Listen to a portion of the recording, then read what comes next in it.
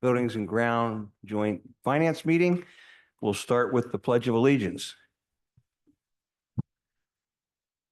I pledge allegiance to the flag of the United States of America and to the republic for which it stands, one nation, under God, indivisible, with liberty and justice for all.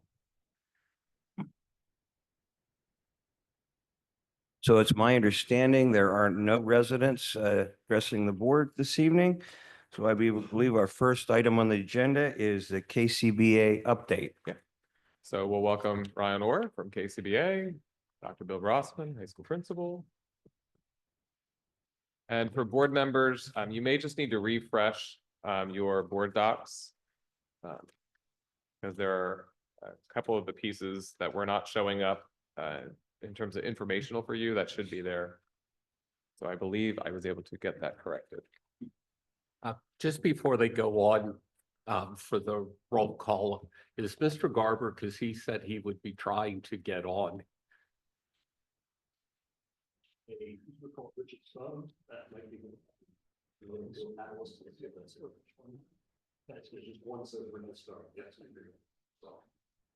Okay. And also I will be leaving at 6:15, so because I'm going to the orchestra concert tonight at the high school. And I'll be leaving at 6:45 to go to the same place. All right, go ahead. All right, good evening, everyone. Thank you for having us back this evening. First, wanted to start off with a little bit of an update on where we're at so far with the high school project. We completed conceptual design and are now moving into the schematic design phase. So we've taken a few steps since you last saw us. First off, we've been meeting bi-weekly with the design committee, which includes the district admin team. And those meetings have been very productive so far, and we look to continue those into the future throughout the project. We've toured a few different high schools, one Avon Grove, which a few members of the board had previously toured, but we took some of the district administration who were unable to attend that tour through Avon Grove. Just yesterday, Dr. Brossman and I were at Manheim Township looking at their gymnasium facility. And we're also been reviewing your existing high school operations. So looking at drop off, looking at how the cafeteria, how lunch works, how different programs work. We've also been scanning your existing building. So this is very helpful in documenting your existing conditions when we move into construction documents. So it's a LiDAR scanner that scans the space, and we're able to build a model of that, which helps when we move into construction documents to accurately model your building and document that into construction. We've got our consultants Ask a on question. board. Yeah. When you say scanning, what does that mean? Maybe Right. for everybody else in the audience? Sure. So it's essentially a camera that is brought in and it does a 360-degree scan of a space, and then it gets moved to the next space and repeats that room to room to room to build a digital model of the building. Thank you. Sure. So we've also been working with our consultants on the project. So structural engineers, Keystone Hood, civil engineers, ELA, and mechanical, electrical, plumbing engineer, Moore Engineering. So we've started conversations with those folks. Actually, on Thursday, we have an additional meeting, and we'll be bringing those folks out to the high school to walk the building and get a sense of where the project's going to go as well. Once again, we know the importance of the existing utilities on the site, obviously with the steam lines and things of that nature. So just taking a closer look at those and where those are going. And one thing that you've asked us to start this project off with, which we also agree with, is the geotechnical RFP. So we have the results of that we'll share in a little bit here. So starting out with schedule, I know this is a little tough to read. We'll zoom into the first part here, but that previous slide was the overall schedule from schematic design, which we are in right now. So we're here today at the January Buildings and Grounds Committee meeting. We'll be back here in March with another update. At that March update, we're planning to really show you what this building looks like, animations, 3D renderings that will have been worked out with the building design committee. And then after that, we will host a community town hall meeting in April. The plan right now is for April 2nd, Wednesday, April 2nd in the PAC.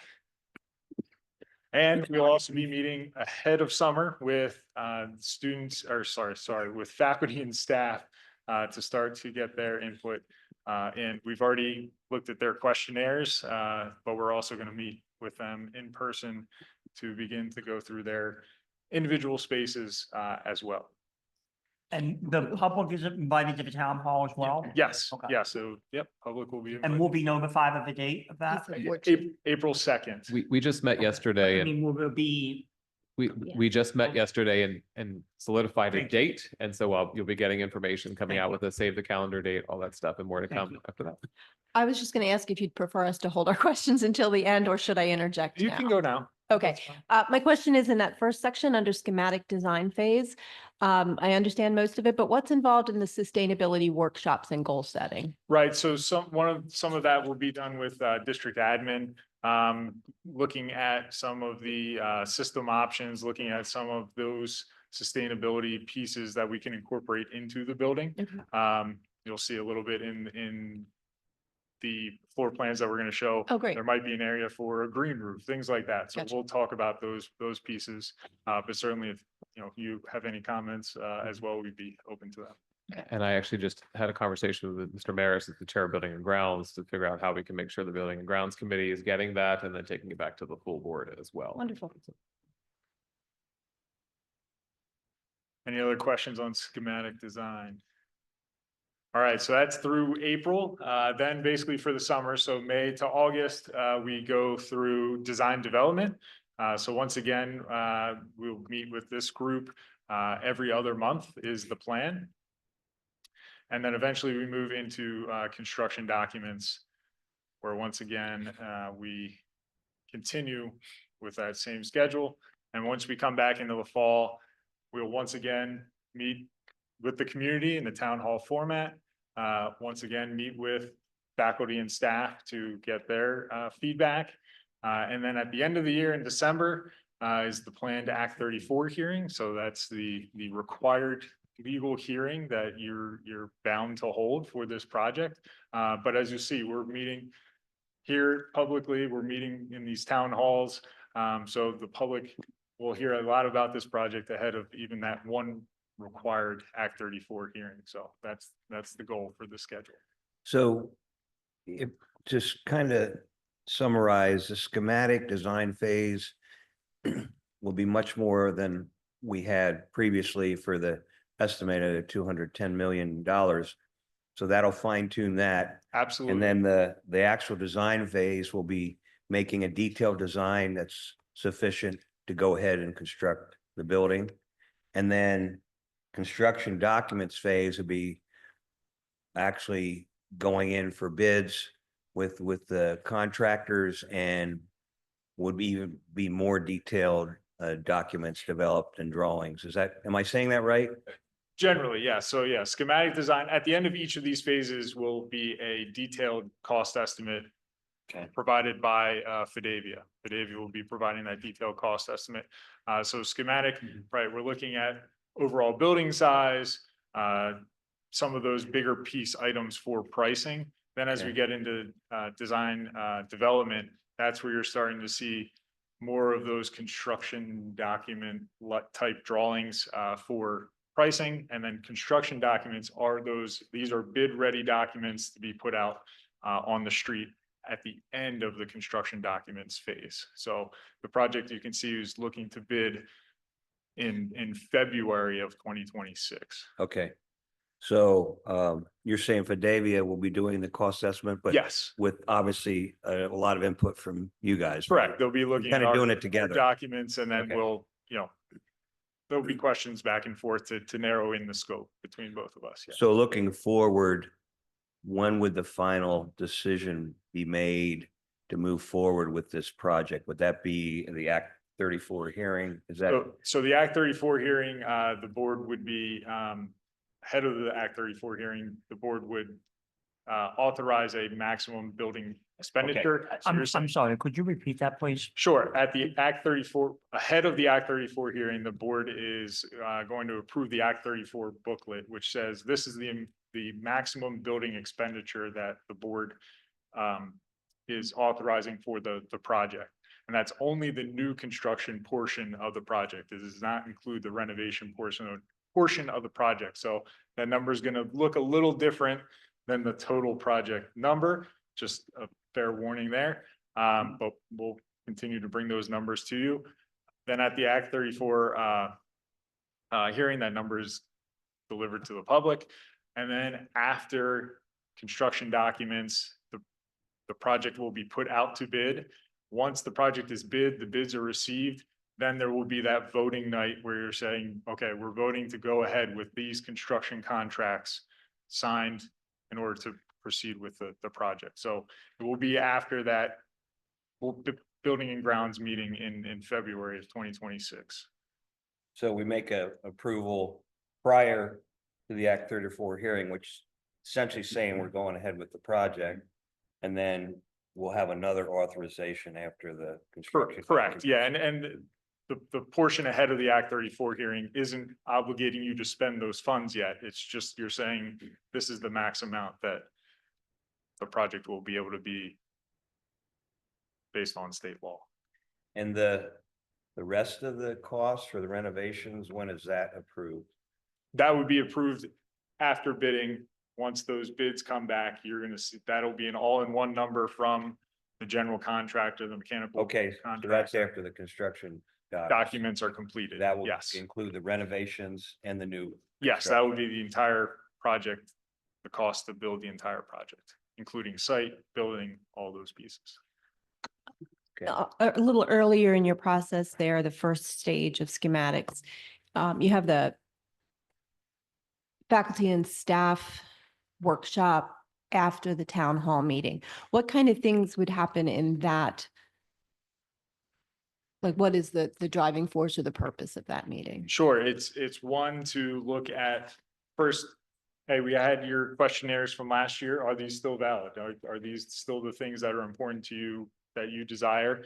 Two, it's here's the overall building layout, spaces of the building. Do these adjacencies work? Would your job be more efficient if one or two things moved? We're not gonna throw any large wrenches in the project, but if there are items that can be accommodated within their spaces or with adjacent spaces, those are the types of pieces we're looking for at that meeting. Then at the meeting in the fall, once we've come through, done a little bit more detailed documentation, at that meeting is where we really get into, okay, what type of cabinets do you want? What Right. type of, all those details. Yeah, I just want to make sure that in that schematic phase, that there was still time, since it was at the end of that there was still time if they had input to. Absolutely. make some Yes, changes. yeah. Okay. We just want to get it to a point that there's enough to show for Right. them to understand what's happening at that point, and that district admin is comfortable with it, and you all as buildings and grounds are also comfortable. Okay, good, thank you. Okay. That's scheduled. The next piece here is the geotechnical recommendation. So we did receive 3 proposals from ECS, ARM, and Kleinfelder. Right now, the recommendation is to move forward with ECS. They are the low cost when the alternates are taken. And 2 things. One, ELA did recommend all 3 of these companies.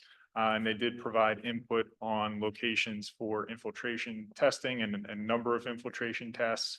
And then our structural engineer, Keyston Hood, provided the design criteria that all of these vendors were required to adhere to as part of answering the RFP. And they feel that the provided services requested in the RFP are provided at the best value by ECS. So that is our recommendation at this point in time moving forward. So without getting into the weeds, what actually will they be doing? I assume we're going to drill down in the ground and measure water flow? Is that basically what they're gonna do? So there's multiple pieces to it, but yes, they're drilling. As they're drilling, they're looking for different types of soil. They're looking for rock. They're looking for different voids, things of that nature that would impact the building foundations in support of the building. There's also water monitoring as part of that RFP as well. So ECS, you'll see is 3 months monitoring of water. And I would say, looking at the 3 proposals, that was the one, even though they're the recommended piece, that extra 2 months of monitoring of water, I think is a good thing for our site, just knowing we have a lot of water underneath. Right. That property, so. So we'll find out. Go ahead, I Justin. was just gonna say, there's a page in your packet that we didn't get to yet, or on your computer that you'll see where it outlines that. So after that, is it 3 months period? Right. We'll know whether we can build new construction. there, Yes, correct? and we might know ahead of that as Okay. well, based on the initial borings, we'll be able to have a good idea. But those additional months will just continue to monitor to reaffirm those findings. And right now, they're, if you gave them the go today, it's 1 to 2 weeks for the infiltration testing and about 2 months for the geotechnical boring. So we are a little bit out from, even if next board meeting, you authorized it, a couple months away from them actually drilling. And obviously they need some nice weather to do that as well. Because I believe when they put the pack in, they didn't do this. And now we got all kinds of underwater pumps and backup generators, and we obviously don't want the same situation. Sure. In a new high school. Understood. So for you in board docs, you will see, thanks to KCBA, they did a geotech proposal comparison. So you'll see all 3. And then all of the proposals are also attached. And so as long as we don't hear any issues, we'll be moving forward at the February board meeting with the approval of the geotechnical proposal from ECH or ECS. Sorry. And that'll be for board approval in February. Okay. Now moving on to a little bit of an update. So as we said, we've been working with the design committee, working very closely with Dr. Brossman as well. So as a quick refresher, again, we're looking at the existing field adjacent to Buchanan, the PAC, and the existing main gymnasium. A little bit of update as you click to the next slide. Sorry, more continuation. So existing high school is there. Click to the next one. Again, building that academic addition onto Buchanan with the idea of taking Franklin Wing down. Once that comes down, we then build the new parking and drop off loop. So enabling one main entrance from the north there. Now, if you go to the next slide, back to the existing bird's eye view of the existing high school. If you go to the next slide, this is a little bit of an update of what the building is starting to shape up. We'll see what some of the changes are once we get into the floor plans, but this really shows you that in the previous plan, we had some more 2-story space. So spaces that were only built 2 stories. In this update, we're really trying to build as many 3-story levels as possible. One that's for cost effectiveness. Little less foundation, a little less roof, things of that nature also makes a more compact building, so easier to traverse throughout the school day as well. Go to the next. This is from the other side, so from the Franklin side. So once Franklin comes down, once again, new front facade, including part of existing Buchanan, but one identifiable front entry that we'll get into in a little more detail here. So if we jump to the floor plans, this is we're going to match what Buchanan's called. So ground floor. So this is the ground floor. You can see that outline in red on the left-hand side is existing Buchanan with the PAC and main gymnasium. That main gymnasium becomes an auxiliary gymnasium with a wrestling room. And right off of that is Main Street. So off of Main Street, you have your new main gymnasium, as well as some of the feature spaces, the black box theater, the library. One big change from the last time you saw this is the cafeteria.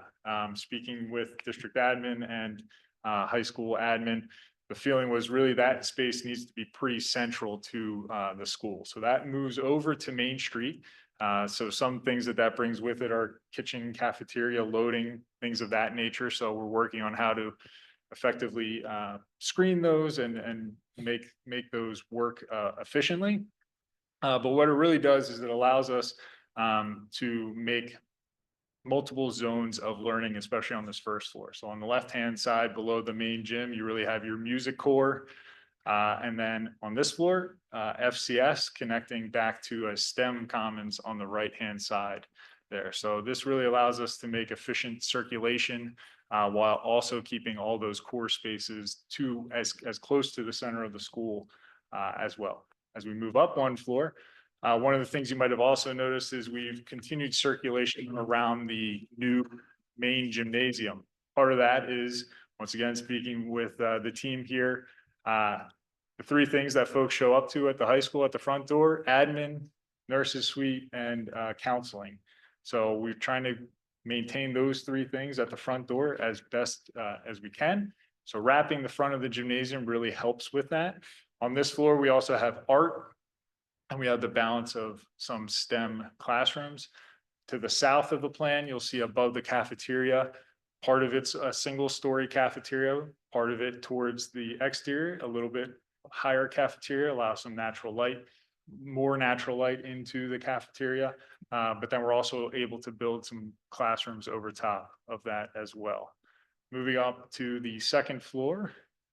Could I ask a question? Yes, absolutely. What is our current gymnasium, Buchanan Gymnasium, seat? Do you know how many people? 1,800. Around 1,800. Okay, so we'd be almost doubling that then. And how about current cafeteria? So our lunches right now are around 500 students, but the capacity is about 700 seats. Okay. All right, thank you. Yeah, and one note on the cafeteria right now, your cafeteria is also hosting, we'll say, the lines until they get to serving. In this model, we're really trying to get the serving lines to be in the cafeteria until you enter the serving line. So we're not taking up more space in the cafeteria with serving. Cafeteria can really be focused on seating.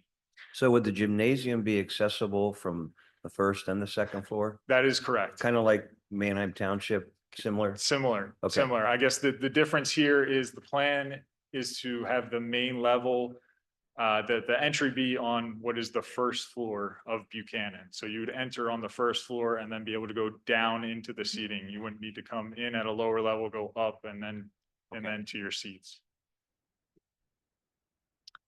So back up to the second floor. This floor is your main academic floor. This is where you're going to get most of your classrooms. You'll see a little bit difference from before. We're trying to, again, build as much three-story space as we can. So above the music area, you'll see some more classrooms, and also wrapping around the gymnasium, some additional classrooms as well.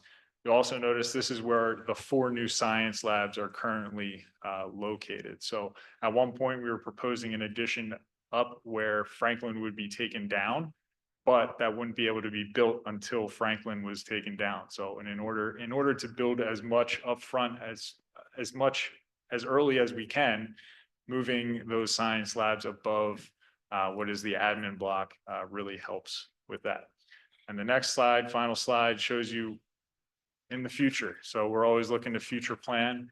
Part of what helps here by building more 3 stories, it allows for additional space for future addition, both off of the 3-story space you see down in the right-hand corner. And also once Franklin is down, that corridor would be able to be expanded with a future addition for future boards to make that decision. So with that, any other questions? There's been a lot of talk about renewable energy sources as part of this building. And potentially whether we'd be able to accommodate solar arrays, things like that. To the extent that that's been factored into your planning, could you tell us how that looks, what the feasibility of it would be, whatever? Sure. So we'll start with a little bit easier one than solar. Geothermal. You already have some geothermal on the site with your newest building. So that's certainly a possibility, and we've been talking with more engineering about it. Let's investigate that more.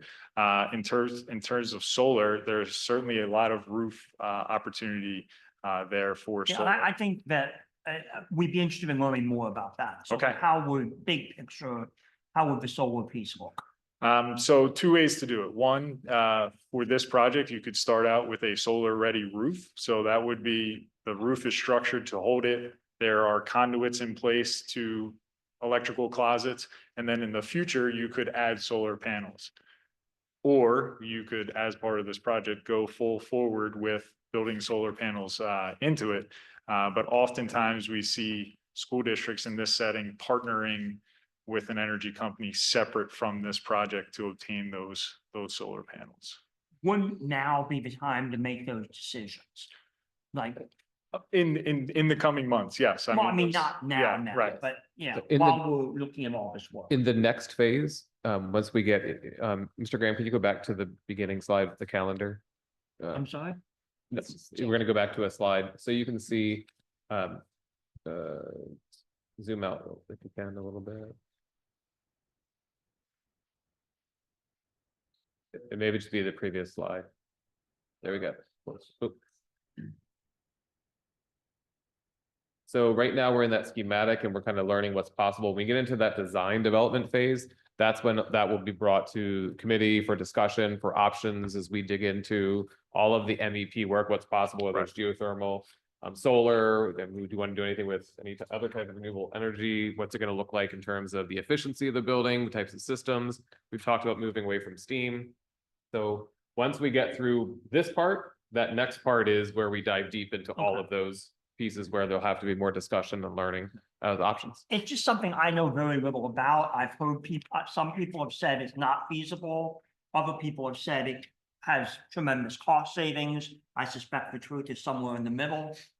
And I look forward to hearing more about that. What is so I don't mean to put a kibosh on that. We certainly can look at it.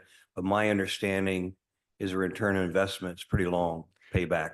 For solar, it is, and you're certainly not going to get the energy generation needs to, power the whole building out So of it'd just be a a solar array. Partial. It would be partial, correct. Okay. So something to weigh.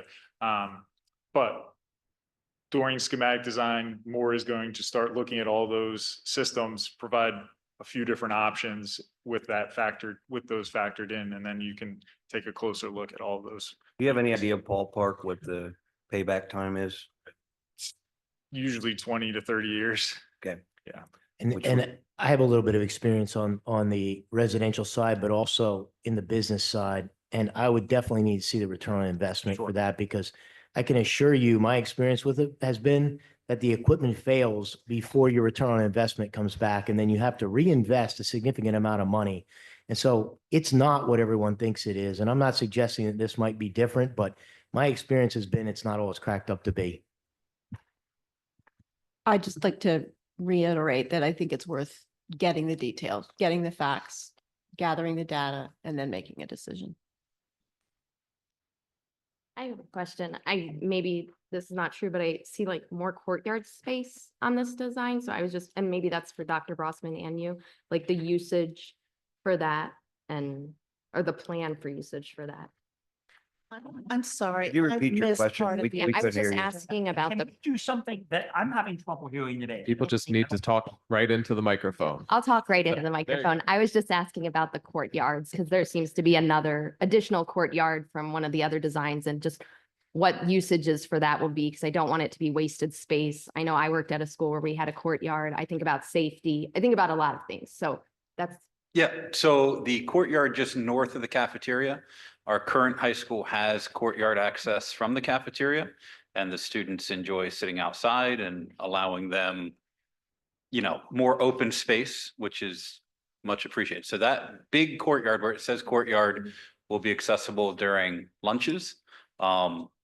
It's also providing light, obviously, for the library and the FCS and art classrooms and everything that circulates it.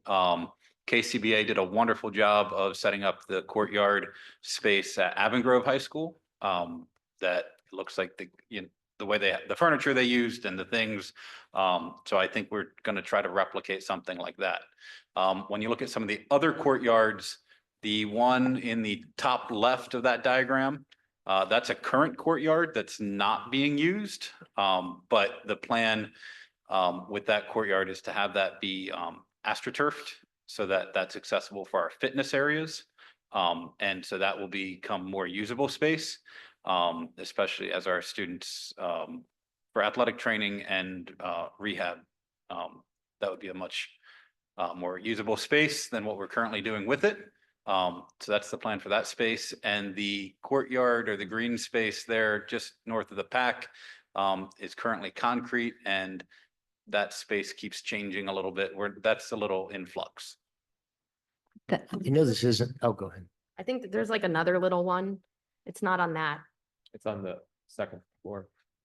Oh, that's a good point for Ryan to talk about. So we're showing for those classrooms in order to get natural light. Right now, that's a proposed green roof. That's the spot that we propose a green. I just want to say, when I started talking with my daughter who graduated a few years ago, she was like, "Oh, that's great. You are not getting rid of the courtyard, right?" Because just to address that, the students use the courtyards and they really enjoy that. And I'm assuming, since you mentioned that it was similar to the high school you just visited, that it's all enclosed and so it's limited access like that courtyard. Correct. was. Correct. All right. Yeah. Okay. Thank you. And I think somebody was starting, maybe you were starting to allude to this as far as the courtyard near the PAC. One of the concerns I had when I looked at this was a big thing we had discussed early on was the need for more community gathering space for big events in the PAC. And without using that courtyard space, I don't know if we're achieving that goal. So maybe that's what part of your ongoing discussion is. So, Mr. Graham, if you show the ground floor there, that white space that's just north of the PAC there, that's actually outside the Buchanan Gym entrance now. Do you see where I'm talking? Mhm. So if you were to stand outside the Buchanan Gym entrance now, all of that space that's currently concrete would actually be indoors. Right. And okay. so that would be that nice gathering space, because the music rooms there behind the PAC will serve as the back of house for the PAC. So right now, when a show ends and everyone tries to meet their kids and stuff right out there in the PAC lobby, all of that meeting space will be able to happen just there left of where it says Knight's Way. And we'll have a concession stand that's accessible for that audience. So audience would still come out the back of the PAC, but then trickle down through. Is that the? Yes, and there's plans to have that kind of all be on the same level, like, so. Okay. KCBA has works done a nice better. job Yeah. listening to that feedback Good. and finding solutions there. And if we're using, we might not. This is in the weeds. Never mind. I'll just go. So we'll have plenty more. That definitely is an issue. And anybody's been to any of the Yep. plays and musicals, you're just like, it's wall to wall people. Yeah, they heard us when we described that problem, and Gotcha. they've got some solutions. Great. Thank you. I do have an in the weeds question. I don't know if now's the right time or later on, but this is coming along pretty quickly, so I guess it's appropriate to ask. How did we determine the size of the library media center at 3,200, I think it's 3,200 square feet?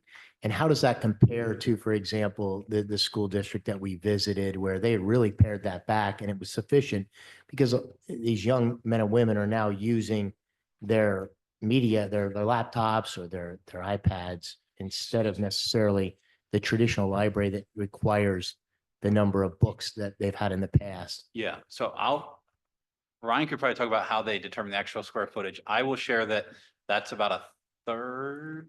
I think our current library space is almost 9,000 square feet. So now we've got classrooms, we've got book stacks, we've got upper library, so the amount of space is considerably less than what we currently have. How you chose that number, I'll let that you talk. Yeah, no, and the school you're referring to is Avalon Grove, and certainly they had that model of taking a hard look at that space, what it's utilized for, and future educational goals. The other part I will talk about for here is we also know that some of those pieces can spill out of the library. So even one floor up, today we're talking about maybe some of those classrooms from the first floor are access to the library. So that is actually the library classroom.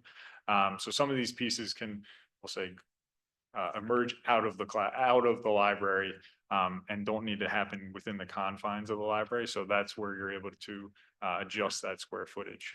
Yeah, if there's a plan to use that space in creative ways, it'll make me feel a lot better about having it. The one thing that pains me is when the ROI on that space is almost zero because it's rarely used and it's designed for one thing and it can't cross-pollinate into anything else. And that's a fairly large space if it's not getting used effectively. I think I challenge the idea that it's rarely used. I think our library media center is a pretty active place throughout the day. So I don't know that saying it's rarely used is a valid statement. I mean, I guess I share the concerns of Mrs. Brady and Mr. Wolgemuth. The library seems, I mean, it's smaller than the wrestling room. It's smaller than the wood shop. It's just barely larger than the band room. The library is the intellectual heart of the institution. Why is it so small?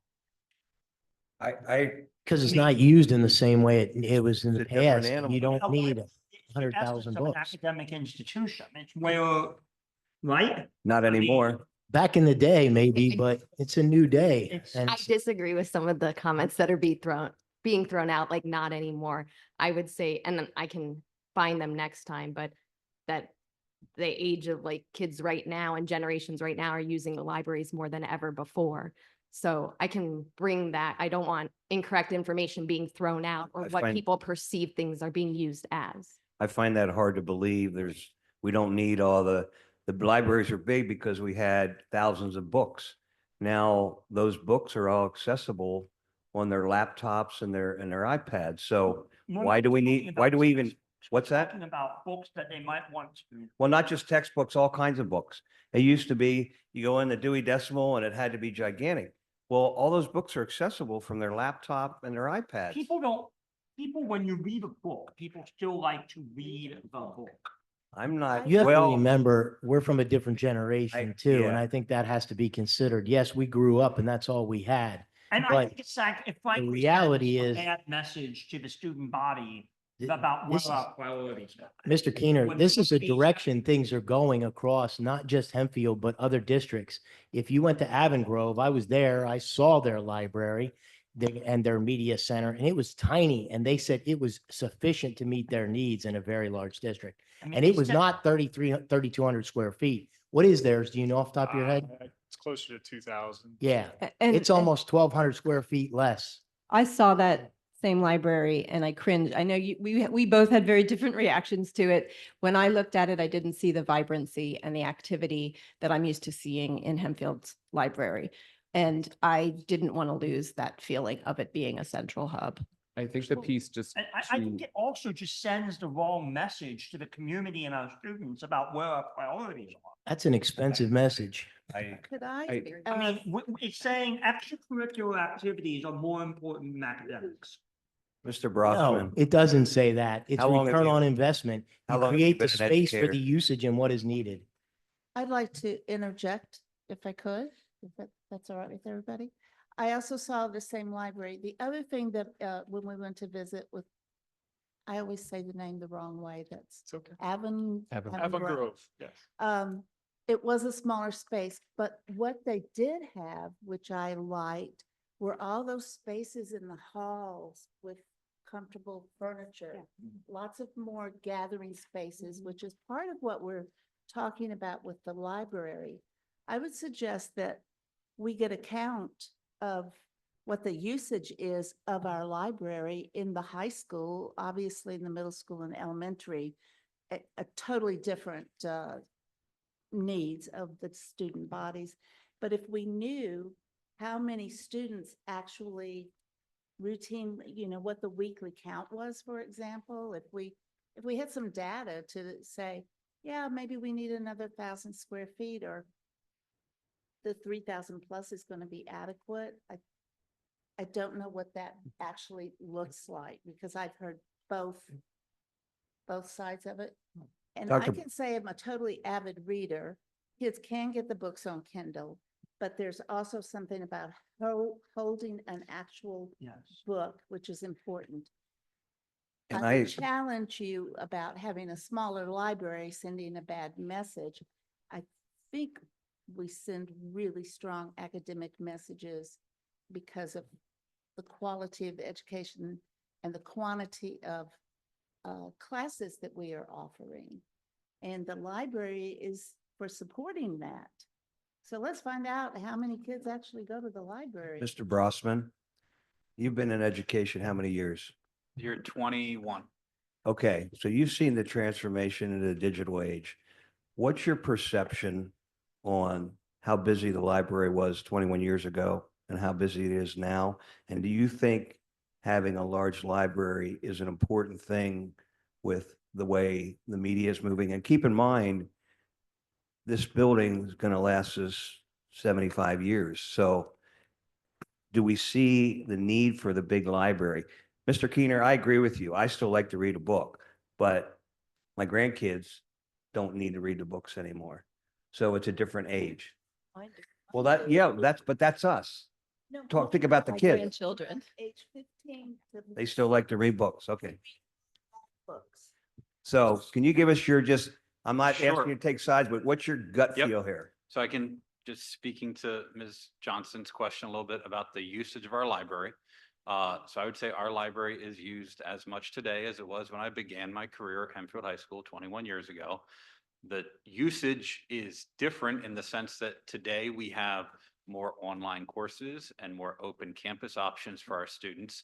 And the library/media center is one of the spaces for the kids to do that type of coursework where it's a little bit, it's an unstructured but supervised environment. And that's think of kind of like a college or university union, if you will, where people come, they go, they're working on things, and having access to the digital resources.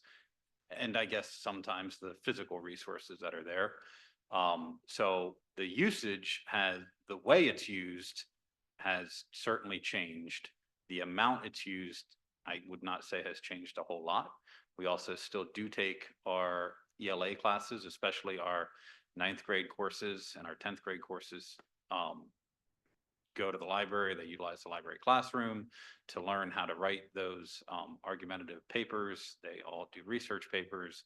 Those skills are being taught in the library as well. And our librarians have worked very hard to create a media center that's not just viewed as a library, but they've got the podcasting studios in there, the maker spaces, the collaboration spaces. Now we are trying to replicate some of those spaces in other parts of this building. But you're asking me how our media center is currently used. That's how it's currently used. It's more of a media center now than a library, if you will. It's not going to get books and sit and reading books, but it sounds like your assertion is it's still used a lot, but for different purposes than it was 21 years ago. Yes, it's used regularly, and it's a spot that we have supervision with qualified educators and paraeducators to assist the kids in their research efforts and online course efforts. And I think the important part is while we're still in this very preliminary, as we're looking at how do we fit things within the square footage, this continues to evolve. And as we continue to meet on a bi-weekly basis, it changes prior to every meeting and then during every meeting. And so you'll continue to see iterations of this as we work through this phase, but also getting into that next phase when you're actually doing the more design work. So this has the ability and will continue to evolve. And so as we listen and gather feedback, that's an important piece to keep bringing forward. No, and I think we have a comment for I Mr. don't necessarily think of the library in the traditional sense as just a huge stacks of books. Sure. It is a space for collaborative learning, for group projects, students practicing interview skills, it can be a lot of different things.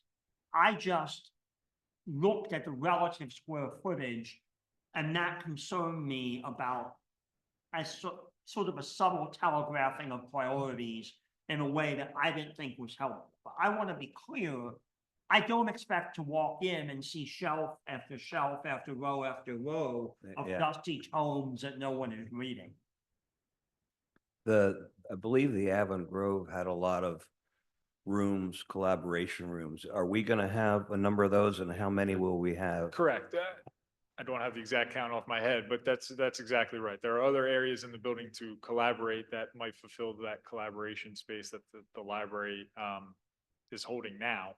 The other thing I want to point out is we'll say back of house storage is important for the library as well. So rotating of books in and out of the stacks that are in the main library, we can have those in high density shelving. So the librarian can really curate the collection that's in the library out for the students, but have a higher density of tomes in the back that can be rotated in and out to keep that fresh for the students as well. So there are a multitude of strategies in order for this size library media center to still maintain that heart of the school. I mean, it's literally in the center of Main Street and Knights Way there. So it's going to be an active space and certainly will maintain that part for the school. I know there might be a comment. There's that question online. on the phone, Yeah. Richard Garber. Yeah, I just kind of broad strokes here. I like a lot of little things that people are saying. I don't want to get in the weeds tonight, but I do think the library, we need to make sure that it's looking towards the future, the computer lab, classroom, all that type of stuff. The spaces like Megan said about some of the green spaces, or is it Judy, one of them? I want to make sure that we are utilizing those spaces like outside of the auditorium that could be utilized, covered up. Like, I just want to make sure that we're not, we're still thinking and progressing, because some of the traffic flow could be some issues here. I'm looking at the plans. The other thing is we had one time talked about single-use bathrooms. Just not sure. These are all things I just, as we all work through, I think we need to keep in mind. Another general question. This building project as proposed, do you know what the total square footage is? And then what is the square footage of our current high school? So the addition is a 300,000 square foot addition. It's let me pull it up for you. I think you know, right? Our current high school is about 420,000 square feet. So I thought this was going to be approximately around the same. Just more efficient use of space. And to Mr. Garber's point, streamline of traffic flow.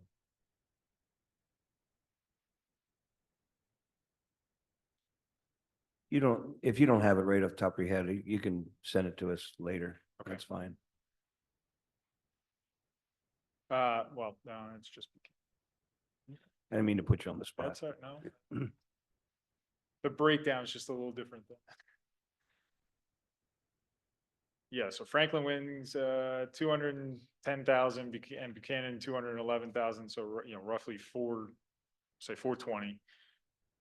And then with the new addition, it's 300,000 new plus the existing Buchanan at Buchanan would be the same 200,000. square So it'll be 500,000 square feet when complete. So it is going to be larger. Okay.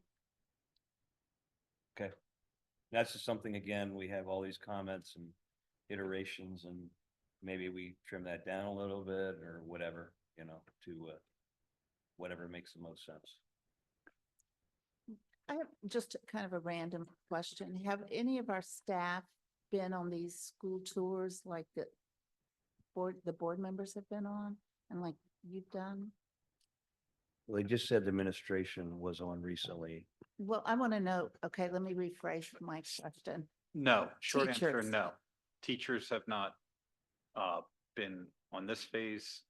Teachers, I think, are designed to come in on the next part. They will be visiting a variety of schools like. I don't know if there's a plan to have teachers go visit other high schools. One of the conversations at this point is trying to bring a lot to the teachers. Mhm. So based on the 3D renderings and options they have to be able to show them, here's current look versus what it could look like. And if there's a need for us to go, then we go. I'm just thinking about myself. I could look at those things all day long and it won't really gel all that well until I see the physical plan, but Sure. No, we're certainly willing to set that up and host that if that's And I- a desire and- of the district. I just think it's really important that the teachers see what, like, we're talking about a blueprint here and our impressions of what we think the school should be from what we visited, our own experiences, the current high school, and just want to make sure that the teachers who are actually going to be there and they're the ones that, like you, Bill, who see the flow of the kids every day and, you know, what they're doing and how the spaces are being used. So Yeah, I think I was wondering when I looked at that timeline too, and I'm sorry to interrupt you, but I think the same thing, just does it make more sense to have the teacher tied in before that public meeting to get their feedback sooner in the schematic process? Then I don't know where it all stands now, but that was my thought. Right. So I'd say twofold. One, we do have the questionnaires that were answered, so we have a little bit of their feedback already. And the thinking where it's in the timeline right now is that we get this a little bit further along so they can understand some of the relationships a little bit better where we're thinking that direction is going for them to react to. But I think it's going to come down to scheduling and dates in that time frame as well. it's not, teachers, you have to replace the teachers. No offense to administrators, if they need to leave their office, they're going to be fine. I mean, you don't have to get a substitute for you, for example. But I think it might be helpful if they are interested, if the teachers are interested, maybe department heads to arrange for them to perhaps have a physical visit if they think it's necessary. I have two comments to that. I think your idea is a noble idea, but there's two things that can get in the way of that. One is the contract. And the other thing is when you have a large body of professionals, it's operationally very difficult to do that. And Well, the that's- third, I did say, I knew you had to replace. and the third piece of that is, I'll just tell you, having been through building projects before, typically that information is brought back just as you've done, where you bring back those conceptual models and you have input from them about what works and what doesn't work.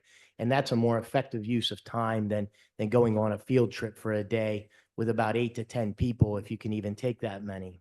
So, I mean, I'm not trying to sound like negative Nelly, but it probably comes across that way. It just is not normal to do that, Linda. That's all I'm saying. I understand it is potentially a logistical nightmare because I didn't think about the contract, but just having substitute teachers, you have to have somebody in those classrooms. Well- If that happens. So it's just a suggestion. It's to consider. Never a bad That's idea, all. but I'd strongly suggest we don't entertain that for various reasons. Well, I also want to recognize that Mr. Brossman and all the principals, Mr. Bomersky were at one time teachers. So they do have some background in being teachers and they're constantly interacting with their staff. So and that I think helps bring some of the teacher ideas. I agree with Mr. Wolgemuth. It would be very challenging to pull something like that off. But I think also KCBA making these schematics, and I'm guessing you can probably even do some models to show virtually what it's like to walk around. So that may be beneficial to share with a large majority of teachers. Maybe that's an option to get their feel for some of these ideas. And I think you're already doing that, correct? And right, so that's the plan for this next step is, hey, we're gonna take this general idea, build it out so you can walk through it. You're gonna be able to fly through the front door. You can walk to every single space and see what those spaces look like, feel like. Because I mean, at the end of the day, the teachers are going to be teaching in it. So we got to make sure they get some input, but I have confidence in our administration and our staff, and Mr. Brossman, assistant principals. They'll get that input and we'll get the feedback that I think we need. I did not mean to imply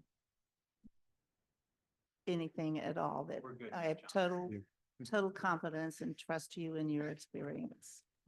I have one question, doesn't really relate to building, but it does.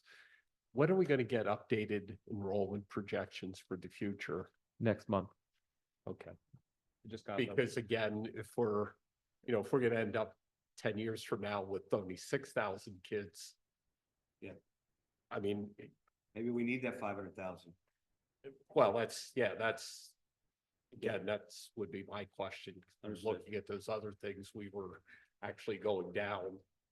So we're moving ahead with this project to last 75 years. We don't want to undersize it and have to resize it and make additions. in But yet 10, we don't 15 wanna- Years, No. but we don't want to make it too big That and we spend have, more money than we have to. yeah.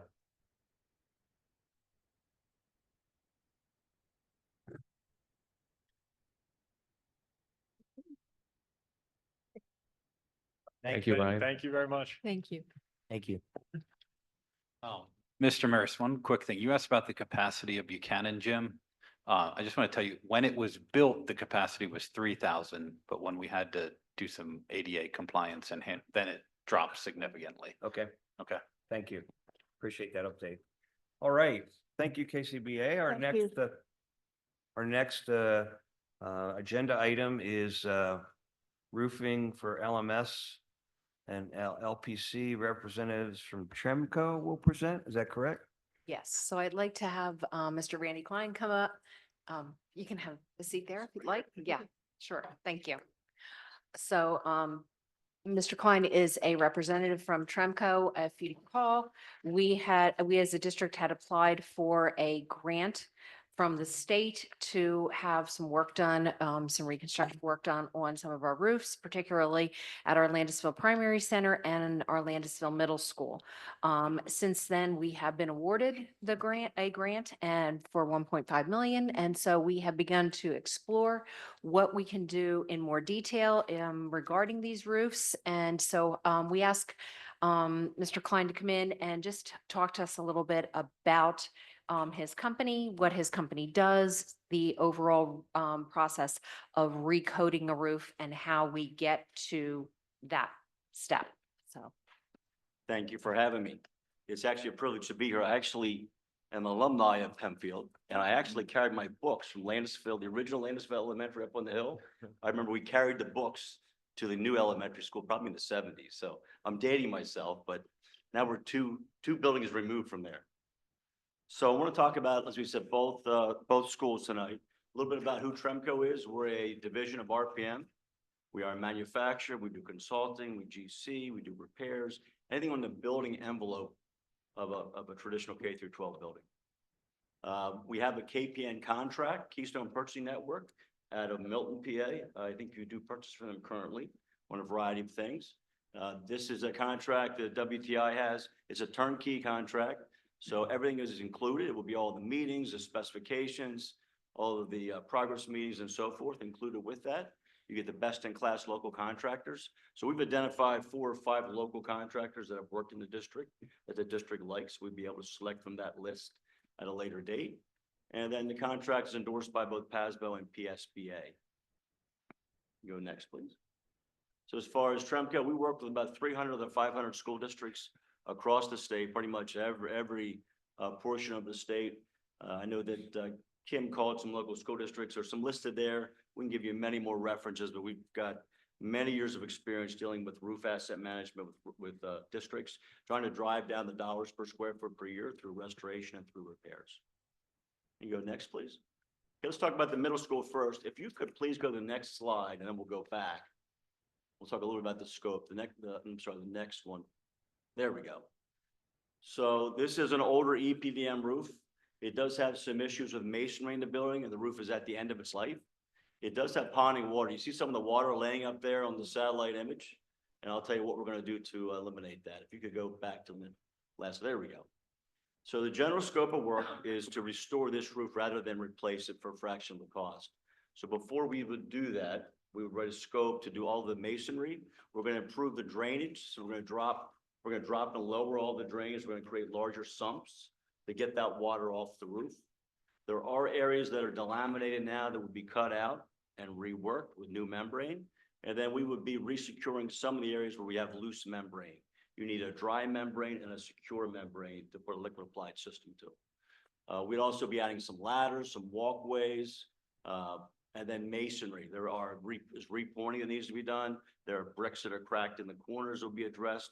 And there's a lot of coping, concrete coping around the perimeter that needs to be power washed, recaulked, and restored with a coating, the entire perimeter. So anything above the roof line would be restored as part of that.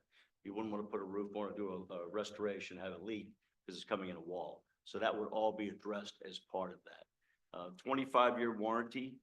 Also looking at a possibility for a 30-year warranty. We'd recommend you bring both numbers in and then look at it dollars per square foot per year, what makes the most sense. But until we get the numbers, we won't know what makes more sense, 25 or 30. But they are the two options. So what does that warranty mean? A year 23 and it needs repairs, that's done at no cost to the That's done at district? no cost. Yeah, I'll show you. It's a plain Okay, and simple all right. warranty through Yeah, KBM, but yes, it is all included. Okay, thank you. Next, please. Okay, the primary school. This is in a little, in fact, you can show the satellite. It'd be great. Next slide, please. You can see in the top of the satellite, you'll see it's weighted down. This school has had wind damage over the years. There are lots of areas we've got loose membrane. And the district's done a good job of hanging on to it, weighting it down. Those areas will be torn out. You can go back to the last, there we go, thank you. So all the areas in blue would be torn out. They are extremely loose areas that are buckled up, need to come out, to be torn out down to the deck and replaced. The rest of it, we would batten it down. Roofs 5, you can see at the top there, and roof 10 are the two worst roofs on the building. We think that the metal edge has caused for the wind to get up underneath that membrane and lift it up. So we're recommending an entire new metal edge around both section 5 and section 10. We would be lowering some drains, dropping some drains, also looking to restore the metal roofs. You can see the hatched there, the hatched areas there, your entrances that are metal roofs. We would recommend that they are restored to some scratching and some rusting taking place on those panels. So as part of it, we'd recommend that that is recoated, almost like painting a car. It would look like a good fresh paint, shiny coating on top of those areas as well. And then we would be looking, as I said, to add a lot of batten strip across anywhere where it's loose. With both buildings, we'll be conducting an infrared and a nuclear survey to find exact areas of wet. So before you would restore the roof, all wet would be torn out down to the deck and replaced. We're hoping to do that in the next week or two if we get good weather. Any questions on the scope on either building? So what is the price, I guess, the price per square foot of what you're recommending? It's probably, now you've got a lot of masonry. You're probably in the $20 square foot range, $21 square foot range. And then the rest would be the masonry part of it that we'll be doing. Okay, so you're saying it's $20 per square foot all in? Yeah, yes. Well, then Okay. plus the masonry, you're probably 28. I think we budget about $28 a square foot for everything, drains, Okay. masonry, the metal roofs and so forth. And Mr. James, how does that compare to what I'll call more traditional methods of replacing it? Like, what are they about? Is replacing the actual roof. We have not checked into the actual replacement because we've been directed that that is not necessary to change or to replace the entire roof, just the areas in which he was showing there in as far as the highlighted areas. How old is each building? And so that would be the roof. How old is LPC and how They're these both- two, They're both the same age of 30 years. 30 years? So as far as replacement goes, we've looked at both ways. So we're not just restoration, we do replacements as well. So we let the roof tell us whether it can be restored or replaced. There's one section there at 10. Would we're you gonna use take- your microphone, please? Oh, yeah, I'm sorry, I apologize. So section 10, we're actually gonna get an alternate to replace that section because there's so much wet to see what makes the most sense.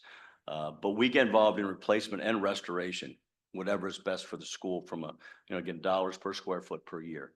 But we are looking at that section because of the high amount of delamination and wet to see if it makes sense to replace that section.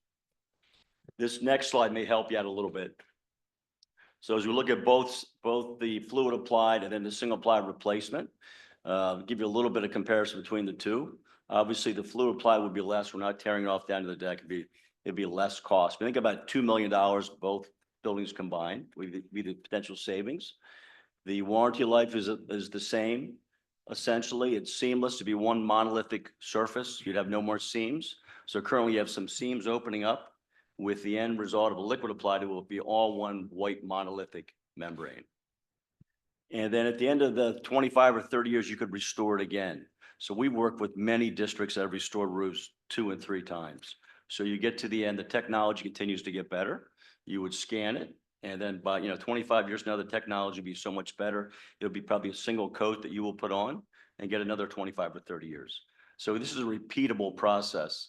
The second time that you do, it's less than the first because you've already done all the prep work. You've reinforced it. It's already locked in.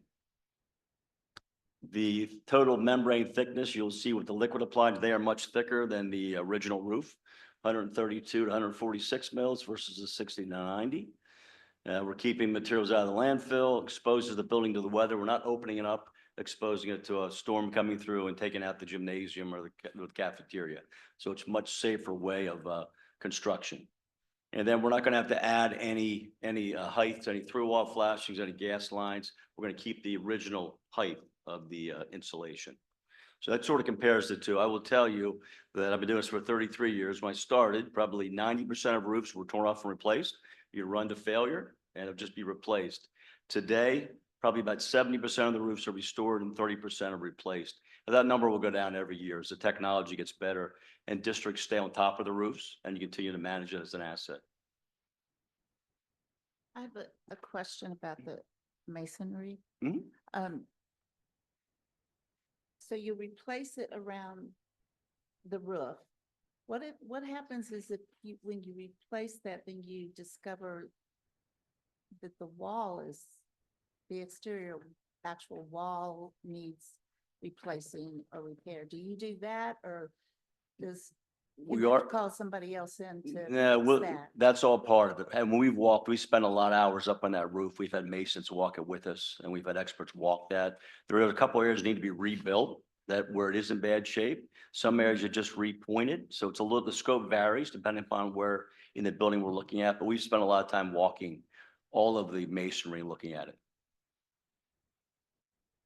I guess I don't understand. I'm completely understand. See, Sure. it's like a little wall around the roof area. Mhm. I'm talking about the wall of the exterior wall of the building beyond the roof. When you start to do repair, We're addressing everything above the roof line, not on the Right. outside. So everything above the roof line will be addressed as part of the project. so if you find that something's wrong with the actual exterior wall, then you go back and let Kim know, and then that's another project. Immediately, yes. And that would be a separate project, probably to go ahead and restore all the masonry on the perimeter. Okay, Yes. all right, thank you. Yep, sure. I have a question as well. I noticed from the pictures that this creates, as you said, a very nice white roof throughout. Do you find in any of the projects you've done already that is reducing air conditioning costs by reflecting off light because the dark roofs absorb so much heat? Does that give us any benefit that way? Absolutely. It absolutely does. Now, if you ask 10 people, 5 will say dark roofs are better and 5 will say white roofs are better. You can also pick up a gray or a tan. There are many districts that have done that. But things that are typically, lighter, they're going to last a little longer. Anything you pull off the roof is going to be at a lower temperature. So it's going to help with the functionality of your equipment. But you can make that decision as we get a little bit closer. for sure. That makes sense to have a lighter roof because it's the temperature's lower, so the material probably gonna last longer. Correct. The only thing is snow takes a little bit longer to melt. But other than that, it's, most schools go with the white, but you can pick something in the middle. Up north, we get up close to the New York border and we'll restore roofs with black coatings. Because they're more worried about winter They're time. more worried about the snow load. And Absolutely. then wintertime, a black roof probably helps you Correct. because you absorb heat. Yep, absolutely. The next slide, if you could advance, please. Question, Sure. with the warranty with this, the plan is one summer to do the roof, but the next summer to work on the HVAC system with Mhm. this, which might involve doing things up on the roof. Would that affect the warranty? No, but we do a lot of that. That happens all the time. Okay. Just would help out with the scope on how to get back and flash it in. That's not a problem. Okay. The next slide is a question about the warranty. It's a plain and simple warranty through the KPN process. 25 or 30 years, if it doesn't perform, You call us, we come back. You are protected through the KPN. It's a national program, the Association of Educational Purchasing Agents. So you're protected by a quality roofer, by KPN, by us, and by the Association of Educational Purchasing Agencies. So it's all over the country. You can talk to many of the districts. You are protected through the numbers. So one So- more, sorry, you can go back to that slide. So where it says in bold with proper maintenance, so what will our team have to do from a maintenance standpoint compared to bringing someone in on an annual, biannual, et cetera, basis to do the maintenance? So really keeping the drains clean is number one. So you walk and clean the drains out 2 times a year. And walk, it's not a lot to do with the, because it's all one monolithic. You're gonna caulk some turn bars, walk around the perimeter of the building, touch up pitch pockets, minimal. We can train your staff on how to do that, or you can engage a local roofer for, a couple $1,000s a year to walk the roof and do that, but it's minimal. So I guess I'm gonna throw a crazy question out here. We just had KCBA here talking about a partially new high school. Is that an option to put this type of material on the newer roof, and does that increase our warranty with them?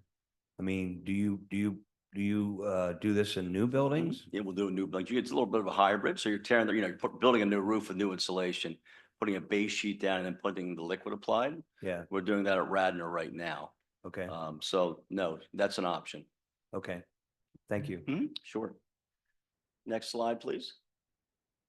That's just a before and after. That's actually East Pennsboro. But just, again, you can change it whatever color you would like, but typically most schools, probably 9 out of 10 select the white in this area. The next slide, please. Okay, a little bit about the process, the turnkey process. So it adheres to all PA prevailing wage rates, all the public law compliance, performance bonds, code compliance, permits would all be included. Liability insurance, OSHA, then all the background checks as well would be included. There are no change orders allowed on this contract. So that means if you want to do something extra, you want to do additional roof or something, that's fine. But the contractor cannot come back through and say that they missed something. There's no excuse, they have to eat it. And that's protected through the contract. No unresolved complaints and single point of liability. So there's no pointing of fingers. We're liable for everything that would happen on the roof. That's what I had this evening. Does that answer your questions, or have anything I can answer for you? So is next step, Mrs. James, to get estimates from Correct. this So- firm and come back with us with some estimates? Yes, they've reached out to a number of the, there are trained, they have to be trained and certified to use this or to administer this product. So there have been several of those roof contractors that have been notified, and we have done a virtual tour. So kind of what you've just looked at here, and identified problem areas and things like that. Different members from Tremco have been up on the roof to identify different problems. That's how they came up with the drawings that they did. The next step will be for those number of contractors to actually physically go up on the roof. That was supposed to happen last week, but Mother Nature didn't like that idea. So Okay. after that, they will come up with pricing, which will be presented to you. But that will be you coming up with the estimate, right? No, We'll work it back to the contractors. We'll fill all that. We'll walk through the contractors with that. They'll be submitting the numbers. Okay, but 'cause it's not- turnkey means you guys do it. it'll right? be back- You're over the contract. Yeah, we'll share right? all the numbers. They'll come back through us, and then we'll oversee the entire project. So your contract would be with Weatherproofing Technologies, WTI, utilizing the local contracting base. It would not be with these individual roofing. Correct. correct. But we could have we could have 2 different individual roofing contractors do each roof. It depends on their availability, Sure. depends on product and all that kind of stuff. So essentially, we could have 2 different companies that are doing it, but the contract would be through Tremco. Correct. At the end of the day, you guys are liable. We don't have to go wrangle this contractor if something got messed up. You come right after us. Okay, Absolutely. gotcha. Like that. And then I would also, if we do have any issues with the roofs, we have a leak. I would call them Tremco directly, and they would send with someone out. I don't have to go back and figure out what contractor put that roof on or whatever. I call Tremco directly, and they come out and they take care of that problem. Thank you. Any more questions? Thank you very much. Thank you for being here. Yes, thanks. All right. Our next item is Vidavia presentation. Yes, so, Don't John- look like they're here. They're not here. John Michael was intending to be here this evening to give all of you some updates on with the numbers that he's coming up with for the stadium. He has some new numbers for the stadium. He gave me some good news. He's finding better figures than what he had come up with before. He's working with some other school districts on transformations to their stadiums, and he said the numbers are coming in better than what he had originally estimated. So that's good news. But he is ill this evening and was not able to be with us. So we have rescheduled, and he'll be back for in the next- February. Next buildings and ground. Yes, he'll be Excellent. back then to give presentations and let you know where we're at with all of that. And Okay, As part of that, not just the stadium, but they're also looking at taking field, the baseball field, softball field work that would need to be done for the high school project. And instead of putting it under the high school project, potentially putting it under the stadium because of the availability to get better pricing. And that would have to be done regardless. So they're looking to kind of still under the bigger umbrella, but being its own project, can do a lot of different things with that and get moving quicker. Because that has to be part one if we're going to do this. all right. So our last buildings and ground item, Mrs. James going to provide us an update on the scoreboards, paving and concrete, and the fuel station. Yes, so the scoreboard, if you recall, is the varsity baseball scoreboard, and that was not working for the last season. We had attempted to put out an RFP to get pricing for a new scoreboard. Pricing was very, very high, very high. And there was going to be have to be a lot of additional things that we were going to do to the existing scoreboard that we decided it was not the smart financial way to go, that it was best to just wait till we make the changes to the varsity baseball field and to the varsity softball field, and we make those changes at that time. Financially, that just seemed like the smarter way to go. So what we then began to do was to try and figure out if we could rent a scoreboard, because we are still without a scoreboard for the varsity baseball team. And we had mentioned that they would be in that location for 2 more seasons. So we started checking into where we could rent with the help of ELA. We had reached out to a company to rent, and they advised us to talk to another company, a subcontractor of theirs, who said, well, I think we can fix it.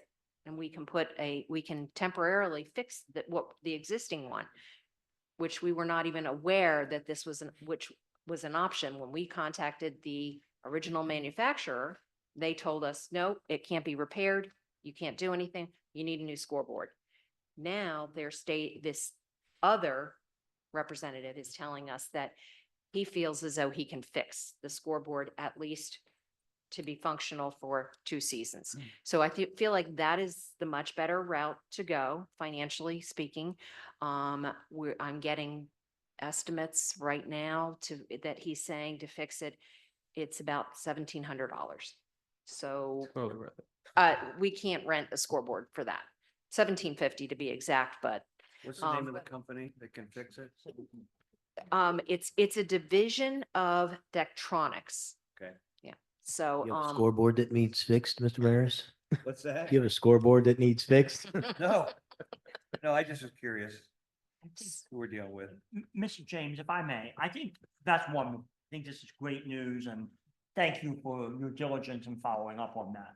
Frankly, I think there's a bigger lesson here for all of us, and that is not to believe the first thing that these vendors tell us, because their motivation is to sell us things. correct. And I think this is probably now in my 9 years, probably the clearest example I've ever seen of us being rewarded for continuing to push back on what turned out to be faulty information. And I would encourage you and your staff to remember this and continue to do that. and not necessarily take things that vendors say at face value all the time. I think, thank you. Yeah. We appreciate your diligence. It's to not take fixed care of yet, the but. district. Well, Yeah, we may not want to, we'll wait till it's fixed. these Fix- things, sprinkle. whether it's a scoreboard or remembering back to the swim team scoreboard Yeah. mess. Probably shouldn't call it that, but just, I can't even imagine how many hours you and your team spend on the phone calling all these different vendors. Learning something with each phone call. Oh, I should ask that next time. I should ask that next time. And I just really appreciate your hard work and that you do on behalf of the district. So thank you. Thank you. Thank you. Yeah. Next item, concrete. and So the paving. next thing is I wanted to bring you up to date, for the paving and concrete, which we have continued to do, for several years now. We have identified the next phase of those paving and concrete, issues, to be, there are some issues at, our Centerville Middle School, which we had not taken care of before, and then also at our Landisville Middle School. There is somewhat of an issue that we'll take care of in the rear of the admin parking lot. But those RFPs are out to bid right now. They are out on Penn Bid and they're out to bid.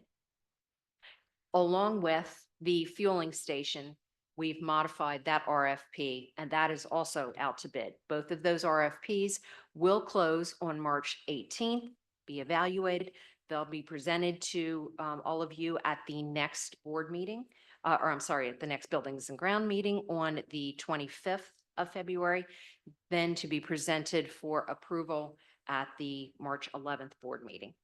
What is the design scope and basis for the fuel station that you put out for bid? So we took away, from the original RFP that we were going to use, we took away a lot of the excavating, the paving, concrete things that had been included.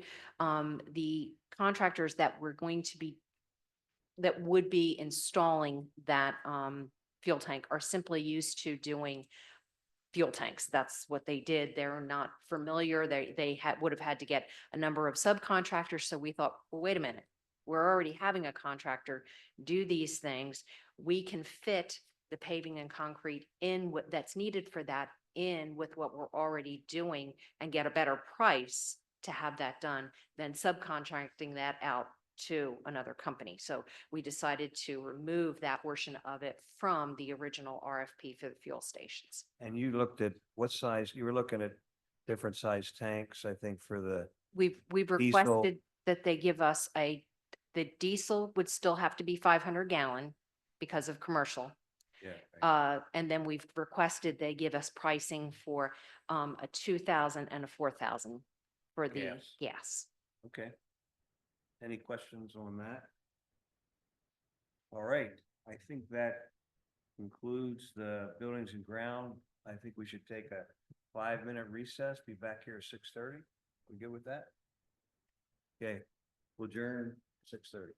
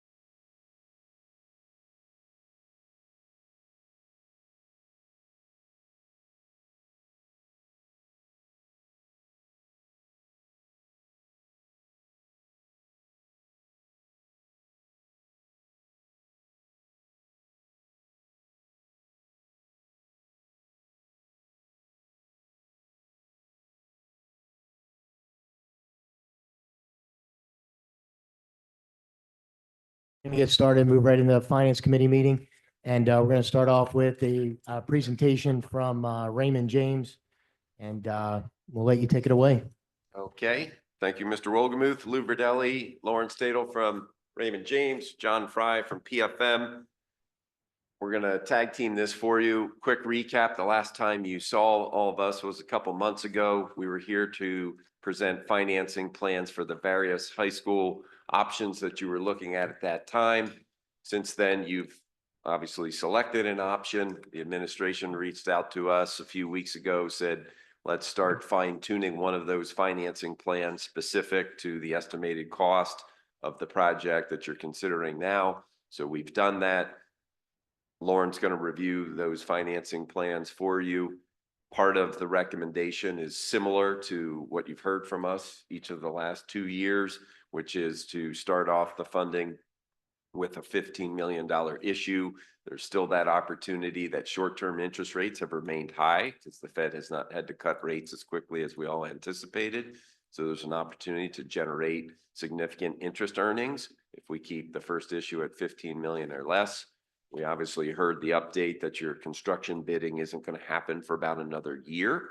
So that would be more likely when you would make the decision to do the larger borrowings to pay for this project. So part of our recommendation, and John will review the timeline, is to move forward with 15 million, probably locking in interest rates a couple months from now. So we would be back potentially in April to take care of that paperwork. So that's really the summary, I think. I think the important thing will be what Lauren shows you. There was a lot of discussion the last time we were here of how that debt service impacts your future budgets, requiring tax increases. So we have a couple of options there that's a little bit different, a little bit more gradual on the tax increases based on the feedback that we heard from all of you when we were last here a couple months ago.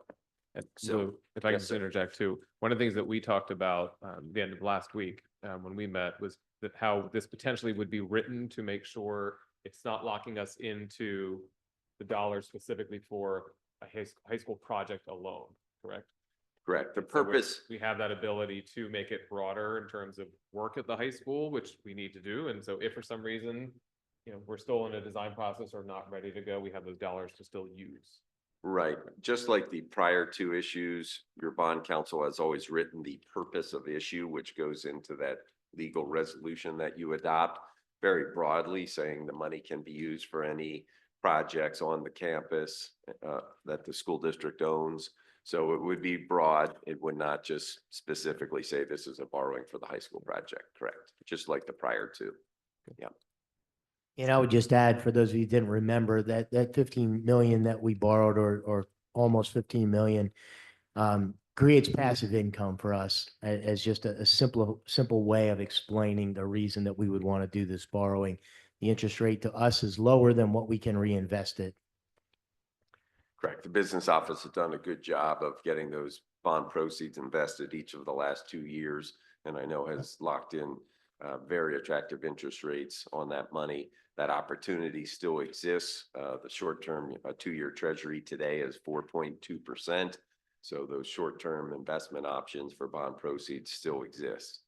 Luke, could you explain why that made sense? There was some kind of regulation that we can earn the interest off up to 50. You just explain it for our board members and audience. Absolutely. There's a carve out in the tax code that says if you issue no more than $15 million in a calendar year, when you take that money and invest it, any interest earnings that you generate, you can keep 100% of those. If you go over 15 million and you earn interest that's above the rate that you borrow the money at, you have to rebate that back to the federal government.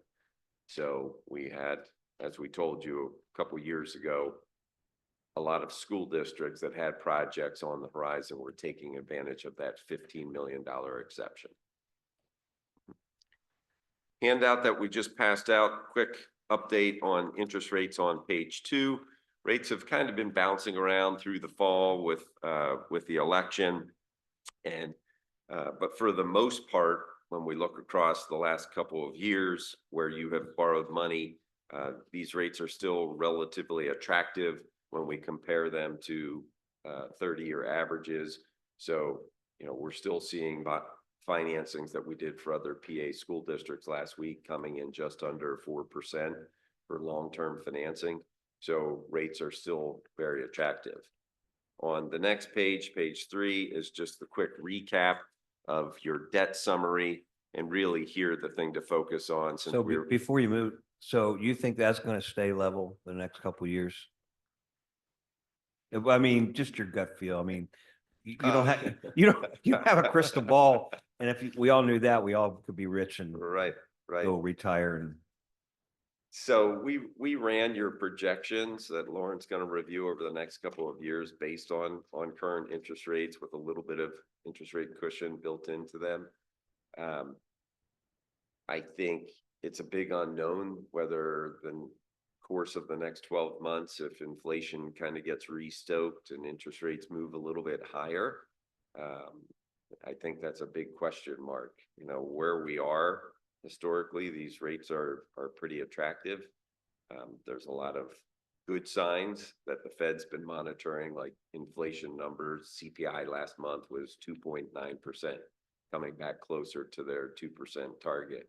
So there are things going in the right way for the Fed to further cut rates, which would tend to potentially keep these long-term borrowing rates a little bit lower. I think we're of that camp that rates probably stay where they are or hopefully go a little bit lower. But, there's a lot of wild cards all of a sudden. Your assumption then was around 4% for this analysis for the bonds throughout approximately 4 or 5 years. Okay. Yep. Okay. And as you've seen, in the fall, it was very volatile. Interest rates were a little, inflation remained a little stickier. CPI kind of remained elevated. And then with the election, you saw interest rates go up with that threat of inflation kind of lingering. But the Fed meets this week and it's largely expected there won't be a cut. Right now, they're expecting maybe 2 cuts this year, maybe 1 this summer and 1 at the end of the year. But to further with Lou, because I think we will see some volatility because of the things going on with the new administration. But generally, I think it's an attractive time, and rates seem to kind of be trading in a relatively nice range of rates. so personal mortgage rates are probably 2-3% higher than this, right? So that's the advantage of being a school with a high bond rating. We can get substantially lower interest. That's right. That's a The great average message. person outside. Right. Because I think a lot of our clients, they kind of expect it, you see so much news about 7% interest rates. And, when we come in with, 4 to 5%, it's, it's the beauty of tax exemption. You're getting that arbitrage exception. They call it the small borrower issue exemption. As Lou pointed out, if you're a local government, like a township, it's a $5 million cap. But for school district construction projects, it's 15. So you're taking advantage of what you can. Absolutely. And I think we said this a couple of months ago when Lauren reviewed those plans. We pick amounts that we kind of divvy up how much you may borrow this year and next year and the year after. Sure. That's all assuming things are normal. If a year from now your bids came in and interest rates had dropped to 2.5%, our recommendation might be we should borrow all of the money now because rates are at 2.5%. So this plan is always just meant to be kind of a guideline, but we're here by your side, constantly communicating what we see in the market. And if rates are really attractive, the recommendation might be to move sooner or get more money sooner. And if it's the opposite, interest rates have gone up and you have enough money to get through maybe a period where there's a spike because something happened, we might be able to say, hey, let's hold off. And hopefully 6 months or 9 months from now, we can do that borrowing then. And also the other component and part of the recommendation of getting some now while rates are attractive is kind of you're diversifying your market opportunities. You're taking some of this money now while we know rates are pretty good. So if you're in the middle or beginning of this additional tax increase so we can make our bond payment, you couldn't really do it. You couldn't really borrow all of it until you demonstrated that ability to borrow, correct? Well, you have to have that plan that if you borrowed more, that you have a plan for how you're going to manage it in your budget. And if that calls for tax increases, that you're going to be committed to those tax increases to pay for that new debt service. So you still could stretch it out over 5 years and maybe get all that money in year 3. Right, Okay. right. I didn't Yeah, think- there's strategies to do, Okay. to do that. Do the bond people and the people borrowing the money, are they okay with that kind of scenario? I guess it depends on the school district and project, right? Yeah, yeah. If you're contributing, if you have the cash reserves to kind of soften that debt service as it comes into your budget. The biggest question would be from the rating agency saying, okay, you're bringing on a large amount of debt. Can the district handle that? Is there an impact on your credit rating? That would be the bigger concern that here as your financing team that we would be trying to manage that. Okay, thank you. Okay. Page 3, just to set the stage for Lauren, this is your existing debt, the annual payments that you have, column 11 on the far right. This current budget year, you have payments totaling about 9.1 million. You can see that increases a little bit for next year to 9.26 million. And then we have your debt pretty level over the next couple of years. So as we put a financing plan together for the high school project, it's built to wrap around all of this existing debt. Lauren's going to show you how it would step up. And I would just, excuse me, just recall columns 9 and 10. Those are the two $15 million issues that you've already done. Obviously, that money is being used for other projects around the district. But again, you've generated a lot of interest earnings. Again, that's money that doesn't have to be borrowed, and you can fund those projects using those interest earnings. Okay, so I'll turn it over to Laura.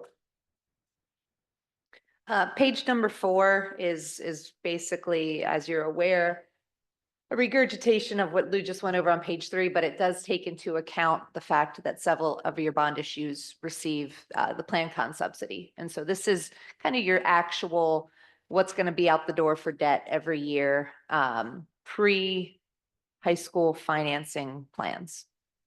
And we did look, you don't really have any refinancing opportunities on the near horizon. The next soonest call date, if you look at the bottom of page 4 in that call date row, you have a couple bond issues that are callable in 2026, but the interest rates and the par amounts outstanding on those issues in this interest rate environment don't really necessitate or would not produce any sort of interest rate savings. So we'll keep our eye on all of those as we always do, but more than likely we won't be refinancing any district debt within, the probably next 3 to 5 years. So pages 5 and 6 are very similar to what we've reviewed with you over the last few years as it relates to the high school financing. But as Lou said, now we're really dialed into a project cost amount. So the columns 3 through 6 will generate for us about $211 million for the high school, for the proposed high school project. And as Lou said, that is wrapping around the existing debt, which he just reviewed in column 2. So as stated already, our recommendation is to sort of stay the course as we have over the last 2 years and do another small issuer exemption borrowing to get us about $15 million towards the high school here in 2025. And then based on the preliminary project draw schedule that we've seen, we've laid out a series of 3 more bond financings that will keep you on track with any projected bills that you need to be paying to all of your 4 primes. However, as Lou said, as market conditions change, we may massage those numbers a little bit depending on how things are looking as we get to each of those financings. But this is sort of, as we said, the general roadmap for how we need to get to $211 million.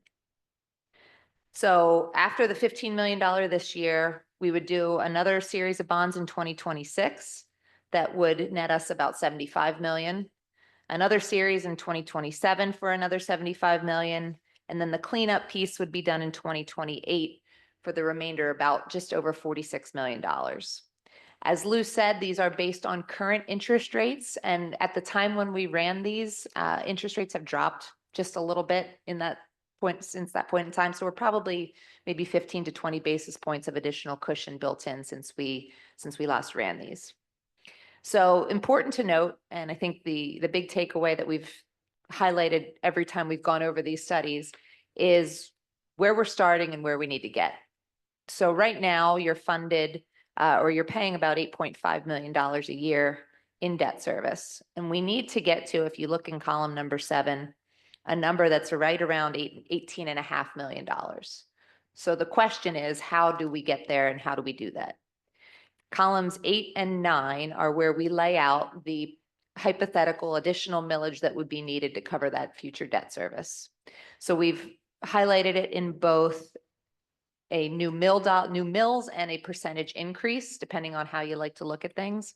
But over the next 5 years, a millage increase of 1/3 of 1 mil, which in fiscal year 25-26 would equate to a 1.8% millage increase, would get us fully funded over a 5-year period of time. Now, obviously, that percent increase goes down as your budget continues to go up. So if you kept that 0.33 mil steady, that the percentage millage increase goes down. And in doing that, you basically, if you look to that budget deficit surplus column on the far right, we don't really need any additional cash to phase in mills over the next 5 years because we've put enough in upfront in the next 2 or 3 years to cover the shortages, those larger negative numbers that you see in fiscals 28, 29, and smaller ones in 30 through 32. So in essence, it's cash neutral to the district. You really don't have to come out of budget, out of cap reserve, out of general fund for debt service because you've put enough mills in place in the next few years to cover those years that you're short until you're fully funded in this scenario come fiscal 2030. But after kind of talking through the last time we were out here in October, hearing some of your feedback, we thought it might be beneficial for you all to see what it would look like to stretch the millage phase in out over 1 additional year. So if you turn to page number 6, this is the columns 1 through 7 are exactly the same. It's the same borrowing plan, but it's a different funding plan from a millage perspective. So now instead of phasing the mills in over 5 years, we're looking to phase them in over a 6-year period of time. So now instead of 1/3 of a mill a year, you're looking at about 0.27 mills a year, which in round numbers is about 1.5% millage increase for a 6-year period. But looking to column number 11 now, you'll see that we need to come out of pocket about $4.3 million because of that, because we're putting in fewer dollars in up front. So we're not generating as much positive cash flow in the earlier years to cover the debt service that we need to get over until we're fully funded. So that money can come from a couple different places. One, obviously, from any district reserves that you currently have. Also, the bonds, none of this takes into account the fact that as you issue these bonds, they will sit and earn money in interest earnings. So some of that money can come from interest earnings, some of it can come from cash district reserves. There's also another mechanism that we can use called capitalized interest, where we actually borrow the interest payments that we need to make on the bonds, and you can do that for up to a 2-year period of time on each bond issue. So there's a couple ways to kind of skin that cat and get over that $4.5 million hump. So it's not to a point where, in our opinion, it's an egregious amount that it's impossible to solve. Could we look at stretching it out longer? Yes, but at that point in time, that cash influx is going to need to be much greater. So there is a point of diminishing returns there. But now that we're kind of dialed into a financing number is when we can really start to get into the weeds and have good discussions about this. So those are the updates to the numbers. The only other informational piece that we wanted to put in front of you is on page number 7. And you've probably seen these numbers before, but it's been really helpful for a lot of our districts that are in the middle of major capital plans, is looking at what the future Act 1 index projections are. So if you look to the blue highlighted columns at the top, with the base index at this year being at 4%, you can see what the Department of Education is reporting from the Independent Fiscal Office for what they project the future Act 1 index rates to be. That's the base index, right? So you do get an adjustment to that. However, it's important to think about, as the Act 1 index is projected to come down because I think most folks think that the federal government will eventually, and the Fed will do its job in getting inflation under control, therefore bringing down the Act 1 index, that if you have projects, we need to think about how we fit in additional mills for debt service in conjunction with all the other budgetary pressures that you have going on. So why don't we pause there, talk about any questions you have related to the numbers, the mills, all of that, et cetera, and then we'll turn it over to John to talk about timeline.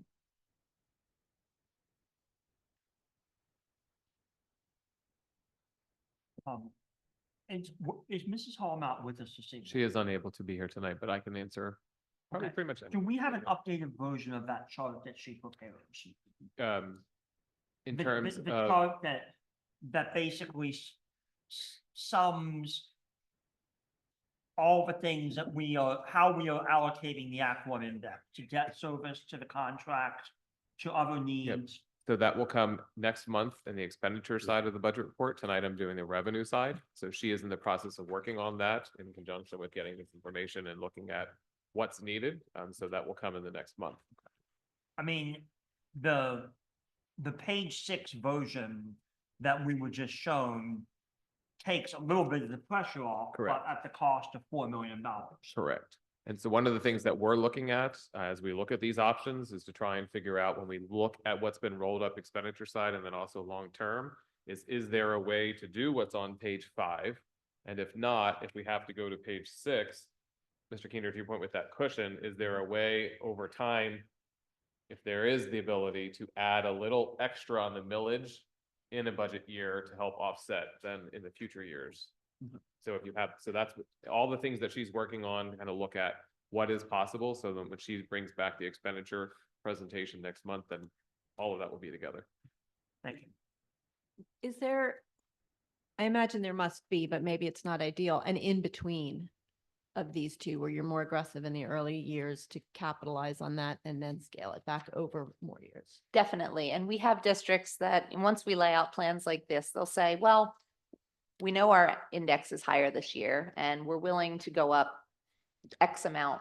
And here's how much of that we're going to put towards mills, because it does lighten the load in future years. And so there are a million scenarios between this and that, but, these change over time as well. And so next year, depending on what other budgetary factors you may have going on, and even though maybe we're leaning towards slide 6, you might come back and say, hey, we can actually afford to put 0.4 mills in this year. And so we'll let that flow through to the rest of the future increases to sort of, it's a very fluid situation, and we'll take direction from you all on how this looks in the future. But this is purely a roadmap and a guidepost, because the important takeaway is no matter what, you're going to need to somehow get to that $18.5 million number. And so our counsel is to always put as much toward it early on as you can, because it helps in a number of ways. It lightens the load in future years. It also tells a better story to the credit rating agencies that you're serious about your funding plan. And in this case, it puts more cash into your capital reserve because you don't need it right away to pay debt service. So it shows a higher number to the rating agency as well of what you're going to have in cash reserves. It's just kind of all around is best practice, but I know it's a hard decision to make as well. So And I think we've been trying to do that, to bank a little bit each year in the savings account, as we call it, the cap reserve. So that when we get to these scenarios, honestly, when I look at both of these, I think either of these are possible at this point. And that's a great point, Mr. Wolgemuth. And at the end of this process, when we get to step 4, the last bond issue, in a perfect world, if we come in, well, in a perfect world, we'd come in under 211 million, right? But let's just say the number's 211 million. Once we get to the end of this, we're going to know how much cash we've earned on all of those bond proceeds, how much you have left in cap reserve that you're comfortable to spend. We would downsize that final issue by any amount that you have in excess that you want to spend. So we'll continue to right size the bond issues as your budget kind of morphs over time. So basically every year we'll be able to gain revenue on that 15 million, first 15 million that we borrow. Is that correct? Okay. So the basic difference between the first and second option is you're not getting up to the budget that you need, so you lose money because of that. That's why it costs us another 4.3 million, correct? Yes, you're, you have to pay the same dollars, but your budget hasn't caught up yet. So you've got to come out of pocket somewhere with that cash. And that would typically be where you dip into your cap reserve to offset that amount. If you choose the 6 years versus the 5. Correct. Or the interest earnings on the bonds. Yep. And your 18 million magic number is basically the 211 taken out over the 27 years or whatever this Correct. structuring is. Yes. Okay. And that's the lowest we can really push that number to, and that's in Lou's discussion about the wraparound structure. We are trying to minimize the budgetary impact as best as possible. Okay. We could accelerate the debt. If you said, well, we want to be out of debt much faster, it comes at a higher price tag per year. So we're trying to keep the impact as low as possible. Yeah, when I look at, Mr. Maris mentioned to me that maybe not everybody understands that $5 million doesn't look like a lot to us because we've been able to put some in the cap reserve. So we can take some of that pressure off the taxing if we want to.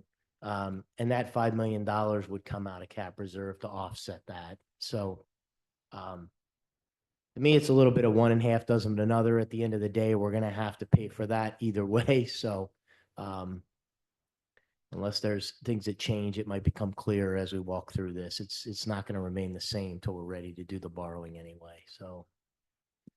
Yeah, I like the additional year because it's about another 0.3% less. We have to increase taxes. And of course, we just approved the teacher's contract and we know we have some significant demands, but plus the fact that the further you go out, time value of money, at year 7, those dollars are less than current years and the earlier years. So in some ways it kind of makes sense. Yeah, we've put some of that money away so that we would be able to offset that. So I think that's part of the reason, that we would want to use some of that in some way, shape or form to offset some of that. And I don't think 5 million is going to kill all those other projects either. I hope Well, not.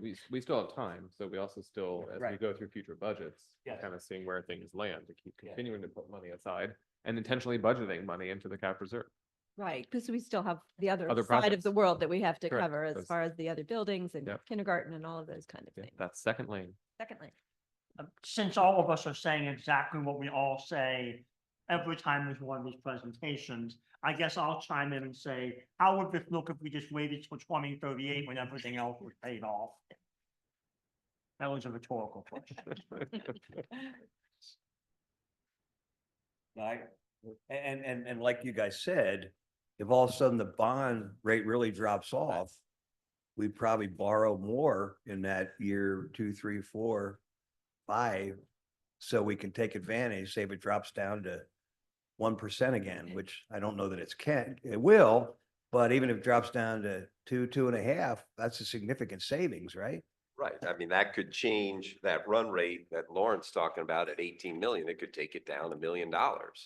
Plus you look at the total payments with that column going down for 20 years, whatever it is, that's going to go way down too. Absolutely, because all of this is assumed at a rate for, around 4%. So if rates are lower, all of that, and that again would drive that column of what the projected increases are. If rates are lower a year from now, when you undertake a pretty big borrowing in 2026, if that comes in at 3.5 and it's been run at 4, that's going to reduce all of these numbers as well. So Lauren mentioned, this is all kind of fluid. It's just a roadmap. Which would ultimately mean additional tax increases would go down a little bit too. Correct. Just so it doesn't go the other way. Right. I kind of think we went through COVID and a lot of crazy stuff, and I kind of think we're going to come on the way down. But usually things go in cycles. Yeah, and this is Who knows? designed to Well, show. I mean, we can have more catastrophes and Right. that could throw the construction industry crazy, but I think we're pretty level now. It's designed to show the financial commitment that you're doing, but but there's still flexibility Yes. within all these things. And we'll be back each time to show if rates do go down, you could accelerate your borrowings, but then the offset of that is you have to start paying higher, paying the debt service and starts to impact the phase in. So there's always a give and take to this, but that's what we'll be back to show along the way. And that's probably a good segue to just how we would look for the legal approvals. If you're interested in doing 15 million, we would have a parameters like we've done every year just for the 15 million these last 2 years. The recommendation then of the team would be a year from now, if your bids come in, you're satisfied, you award, you're moving with the project, and we're ready to undertake the financing for the rest of the project, we would probably have you undertake one parameters that includes all of those future borrowings so that we don't have to keep running the advertisements, have to keep bringing your bond lawyer back. And then like we've done in the past, when we're ready to use one piece of it, we issue some of it. When we're ready to do the next piece a year later, we do more of it. So just for that efficiency, we would probably group those larger borrowings just under one parameters. When you say parameter, what do you mean? That's the legal term? The legal resolution that you would be authorizing the team to go out and borrow X amount of money, and then we could just do pieces of that as you need it. Stockton Leader prepares that, and Yes. and then we'll come. If you have any questions, it's usually a really thick document. They'll outline basically here's what it is. Save us some legal fees too, right? Right. A little bit, yeah. We do it once, saves advertising fees, and it just saves a little bit of your time that once you're ready to commit to the project. So we're not at that stage yet, which is why we're not recommending one big parameters today, just one for the 15 million. And so just real quickly on the timeline that's up on the screen. This is very similar to the cadence that you've seen before from this financing team as far as the steps along the way. We're targeting the April 8th as the parameters meeting. So that's again, when your bond lawyer would prepare the resolution for just this 2025 bond issue, the maximum parameters. That'd be the official board vote as you've done before that establishes that. We have in here as a placeholder, March 11th, we know as a board meeting, but I know in the past we've been able to kind of skip that step. If you are ready, we could just come back to the April 8th meeting with the kind of the legal documents. And then with the April 8th passage of the resolution, the team would be working along the way on the other financial documents, get the credit rating from Moody's again for the bonds. The superintendent and finance office do a great job with Moody's on the conference call to review how the last year has gone, what's looking ahead to the future. So they're always very impressive with that.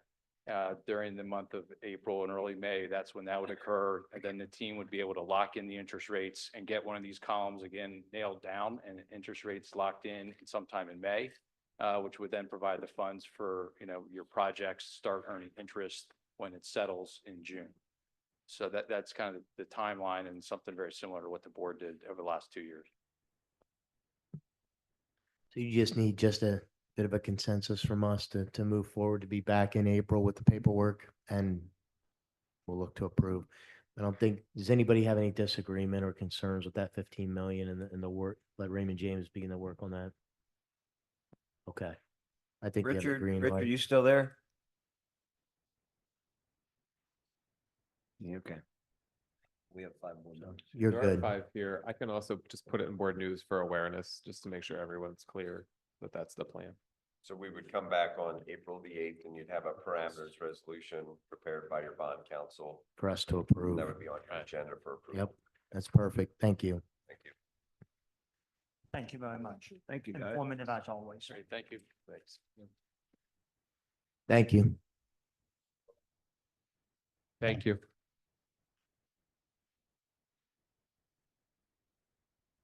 All right, I think the next thing we have on the agenda for finance is the revenue presentation. Yep. I know Mrs. Hall was going to do that, but I believe Mr. Merris is going to take that for us. Correct.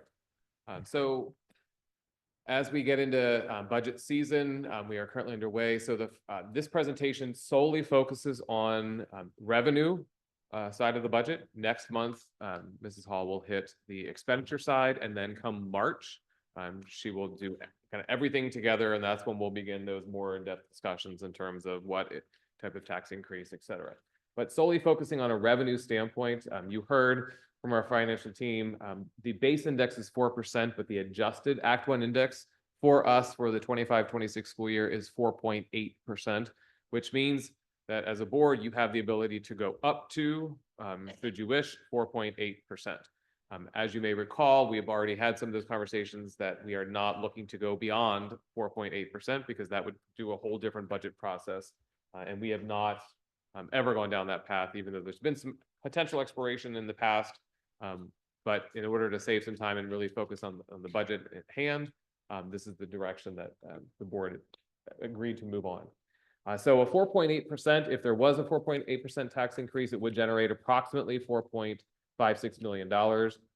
You may recall from the past, every 1% of a tax increase was about $900,000 based on increases in terms of our assessed value as a district. That now every 1% is up to about $950,000.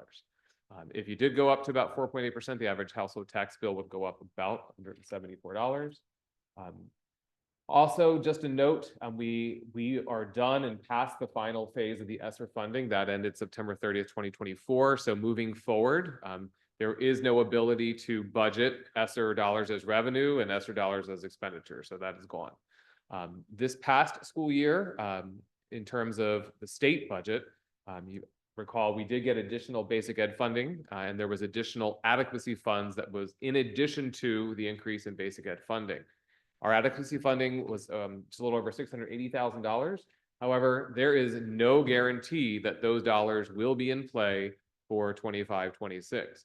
There's certainly a hope that they will, but a lot of this is going to be dependent on what happens with federal funding to state funding, then to what we get from both entities. So if you go to the next slide, just the chart that just shows the breakdown of the local, state, and federal. Historically, for all of Pennsylvania schools, it's the local taxes that give you the most revenue generated. State comes second, and we are under 1% for federal funds. Next slide, please.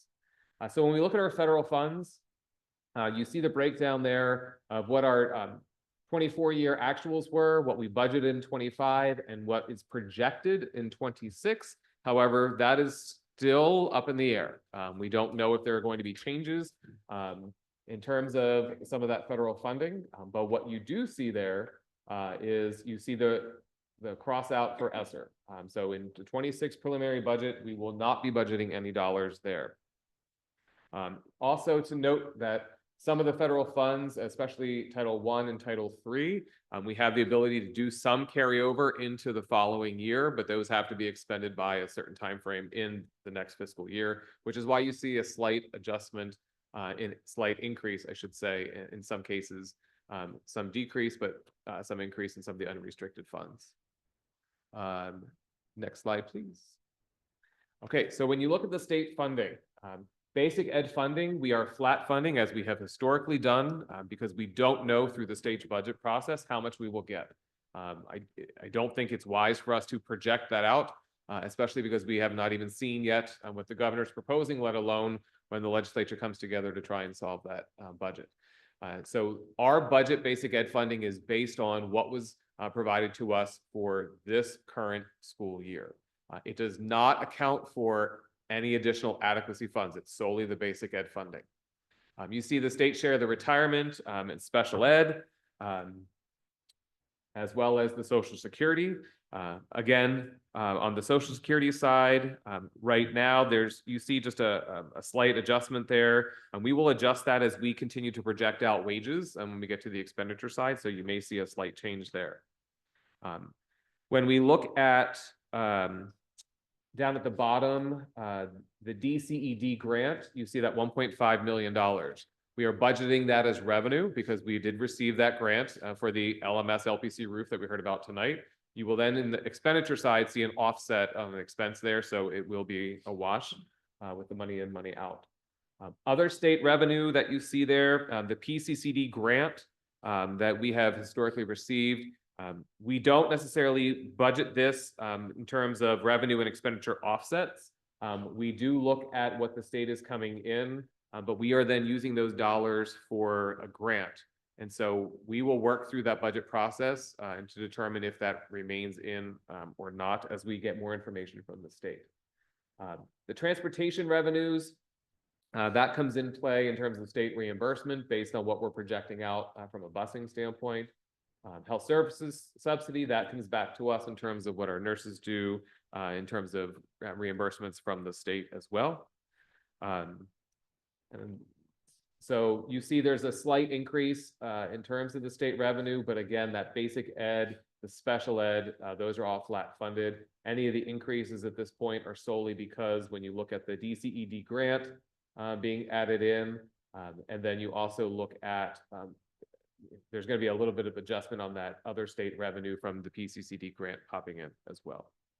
If you go to the next slide, looking at the tax revenue, the real estate taxes, what you'll see there is just based on projecting out current budget. What we are seeing on the assessed value, that's based on December's assessed value from the real estate taxes. So as Mrs. Hall gets more information from the tax board through the spring, that number will fluctuate as we start to see potential, hopefully increases in that particular area. The interim real estate taxes and the realty transfer taxes, when you look at what's happening in terms of sales of homes, while there's been an increase, we're starting to see a little bit of a slower pace in terms of what's happening in the real estate market. So again, those will fluctuate through the spring. Delinquent taxes, so some good news there in terms of we're projecting, in a sense, less revenue coming in, hopefully more people paying their taxes just based on what we're seeing, which is a good thing. And then we are seeing an increase in earned income tax. There's continued growth there. We're continuing to get good modeling from across the county with regards to how we're doing there with earned income tax. So we are looking to project that slightly higher than we were the previous year. Can I ask you a quick question on the Sure. delinquent taxes? Is that indicating delinquent taxes that have been recovered? Yes. then? Okay. From a revenue standpoint, yep. But we're hoping to see kind of the decrease in the number Because and the it's coming in amount sooner. because it's coming in sooner. So it just kind of looking at some trends too, we're thinking there are some that we continue to have to go after and pass that on. But that seems to be a good number for us to be looking at based on what's out there.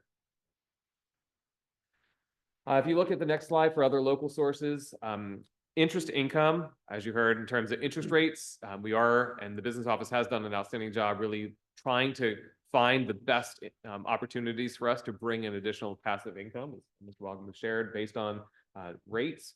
But we are starting to see that slow down a little bit. And so again, crystal ball, but just trying to figure out, we are looking at around $1.5 million of interest income being budgeted there. Facility rentals across the board, we're looking around 115,000. Things from athletic stage productions, et cetera, around 180,000. Market Street sports agreements, so those are all the sponsorships, signage and things that you see that's potentially around 50,000. And then there is a reduction in transportation revenue because of some of the changes with transportation and what we're providing here versus to other districts. And that will also be offset then on the expenditure side when that comes up next. So if you look at the next page, you see the overall breakdown of the preliminary budget from the 24 actual to the 25 budget, which we're in now. The 26 preliminary state revenue and state, federal, and local bringing in just a little over $151 million. And again, this is down from the 23 actuals just because of the ESSER funding. So if anyone's looking backwards, why is it less? Again, ESSER dollars were a big piece there. If you go to the next slide, this just shows the tax rate history. When you go back to 2017, 2018, when you look at the adjusted Act 1 index versus where we have been and you can start to see that when there have been identified projects, identified things to work on, that's where we need to start having those conversations of what do we do moving forward. So that will continue. We'll continue to chart that and bring that forward. And so the next steps, Mrs. Hall and her team will continue to look at those projections as we get information through the spring. Those adjustments will be made. Governor Shapiro's budget address is scheduled for February 4th. That'll be the first glimpse as we'll get to see in terms of his priorities for the state and where potentially some funds will be Mrs. Hall will then bring back at the Building and Grounds Finance Committee meeting, the expenditure review in February. And then again in March, you will see everything put together for the general fund budget presentation, where that's where we'll start having those conversations around what do we need to be doing in terms of borrowing, tax increase, all of the other projects. How do we make sure we're being able to really accomplish what needs to be accomplished this year and then long-term moving forward. So with that, if there are any questions, I can take them now. Otherwise, that is the revenue presentation. Any questions for Mr. Romersky? It's pretty straightforward. I don't think anything there came as any bit of a surprise to us. I mean, we knew the ESSER funds were going to evaporate and we would need to either have used those for one-time items or be able to backfill that. And we were really trying to be intentional with those funds not to have continuation. Yes. So that we don't, when you hit that cliff, you're not, what do we do? Yeah, we talked about that a lot, Yep. where we didn't want to hit that cliff and then have to have a financial shortfall because we hadn't prepared appropriately for funds that we would consider maybe 1 or 2 or 3 year time money that wasn't going to be continually coming in. So if there are no questions, and we've got a presentation from Lancaster County Career and Technology Center. I think, Mr. Keener, you're probably taking that, or? I got that. Oh, you're taking that? Yep. Okay. All right, thank you. So you have the proposed 25-26 Lancaster Career and Technology Center's budget. It is a projected increase of 4.01%. That does not mean that each district share goes up by 4.01%. From Hempfield's standpoint, we have historically, since I'm tracking this since 2019, 2020, continue to see an increase in the number of Hempfield students attending the CTC, which is great. The flip side to that is it comes at a cost from a budget standpoint, because the way it calculates from an ADM standpoint, the average daily membership of our students attending, it's then proportioned out based on the district. So we have a higher proportion of the budget that we're responsible for, in addition to when you look at market aid ratio and the breakdown of other things. Mr. Keener, you look like you wanted to jump in there. Yeah, it's the ADMs, which have been trending up, which is a good thing. Right. Means that more of our students are taking advantage of CTE. The other reason that Hempfield has a much larger share here is our market value is the highest in the county. Yep. They basically take the total market value of the 16 sending districts. Basically, in theory, what you would get if you sold every parcel of property in each district, and then your district's part of it. And we are actually 11.5%. The next highest district is Township at 10.3%. So because of our size and our relative wealth, we have a high market value on top of a high ADM. So every year Hempfield is, if not the largest contributor to CTC, one of the largest contributors in the county. And they look back over a 3-year period in terms of our numbers. And so with our numbers continuing to increase, those two pieces will always keep us towards the top. So when you look at the overall increase, kind of the net impact of our budget, it's an increase of just a hair under $204,000 from the prior year. So this past year we were scheduled or are scheduled for about $1.66 million, just rounding up. Looking ahead, what's projected to us is $1.86 million. So that is something that it's a challenge for us from a budgeting standpoint, because whether it's the CTC, the IUs, their budget calendars are not on our budget calendars. All of these happen first before we finalize our budgets. So this increase, if approved by the board, is automatically factored into our budget as an increase, regardless of whatever else we choose to do. That said, we are looking at this from 23-24, we had 155 students. In October of 24, we had 178 students going to the CTC. So we continue to see that increase. So there you're looking at 23 more students. So when you do that breakdown, cost per student. 6,000. So, but it is just, I do want everyone to be mindful, again, because of the off timing of the budget process. And we had this conversation with the IU as well. The entities try to work their budgets, and I know There's leadership changes at the CTC. There was leadership changes in the financial office, as well as working through in the executive director position. So I think they are uncovering some budgeting pieces and just trying to make sure that they're getting everything in the budget. And so I know as they look back at prior year, there was, I believe, a position or two missed, which does account for some of the increase. Very candidly, the business office of the CTC has not been the best organized, best managed place over the last 4 to 5 years. We have a new CFO, Jeremy Weichler has been on board, I want to say, 4 or 5 months, and he is doing an outstanding job getting up to speed and frankly, getting the CTC's fiscal house in order. And a lot of what you see here, some of the under budgets, over budgets, are Mr. Weichler identifying, frankly, prior errors in the budgeting process and fixing them.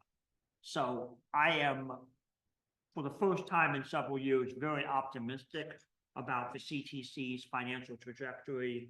I would encourage us to support the budget as it's presented, and I think we're going to be doing that in February. February, correct. Can I ask you a question, Mr. Barishki? Sure. When you look at the ADMs and where you take the 177 number or whatever it is, divided, I think it works out to 6,000 something per student if I crunched my numbers earlier. How does that offset our otherwise, what is it, 18,000 a student cost to educate? Like, is that bringing, how is it offset internally? So Like, all is of it it's- really all of it's a- factored in when it's, all of our expenses are factored in to calculate our cost per student. Mhm. So if we were to back that out, I don't think you'd see a huge swing Okay. in our costs, because when you look at the breakdown, we have about this year, 103 full-time students and 75 half-day students. And so that other half of the day, those students are with Are us. here, right. Correct. Right. And so when you look at that combination, it basically kind of, in some ways, offsets.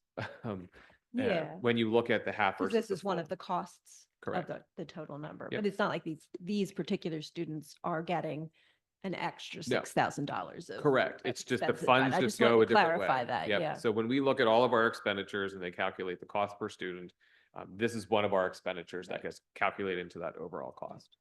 So, yep. Thank you. Anything else Any for other me? questions?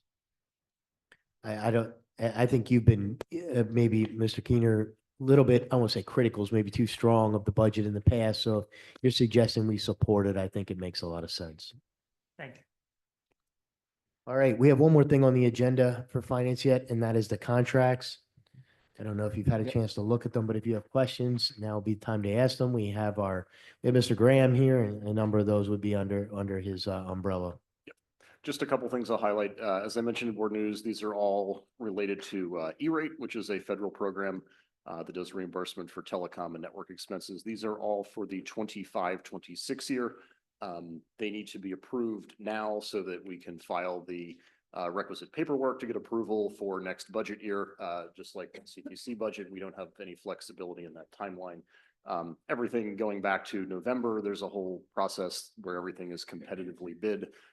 I do want to call out one thing just because we've not quite done it this way in the past, but if you were looking at the numbers, if you look at the review or the summary sheet that's in there, the very first line item was CDW. CDW under the amount of the contract is $30,000, and it says after E-rate in parentheses.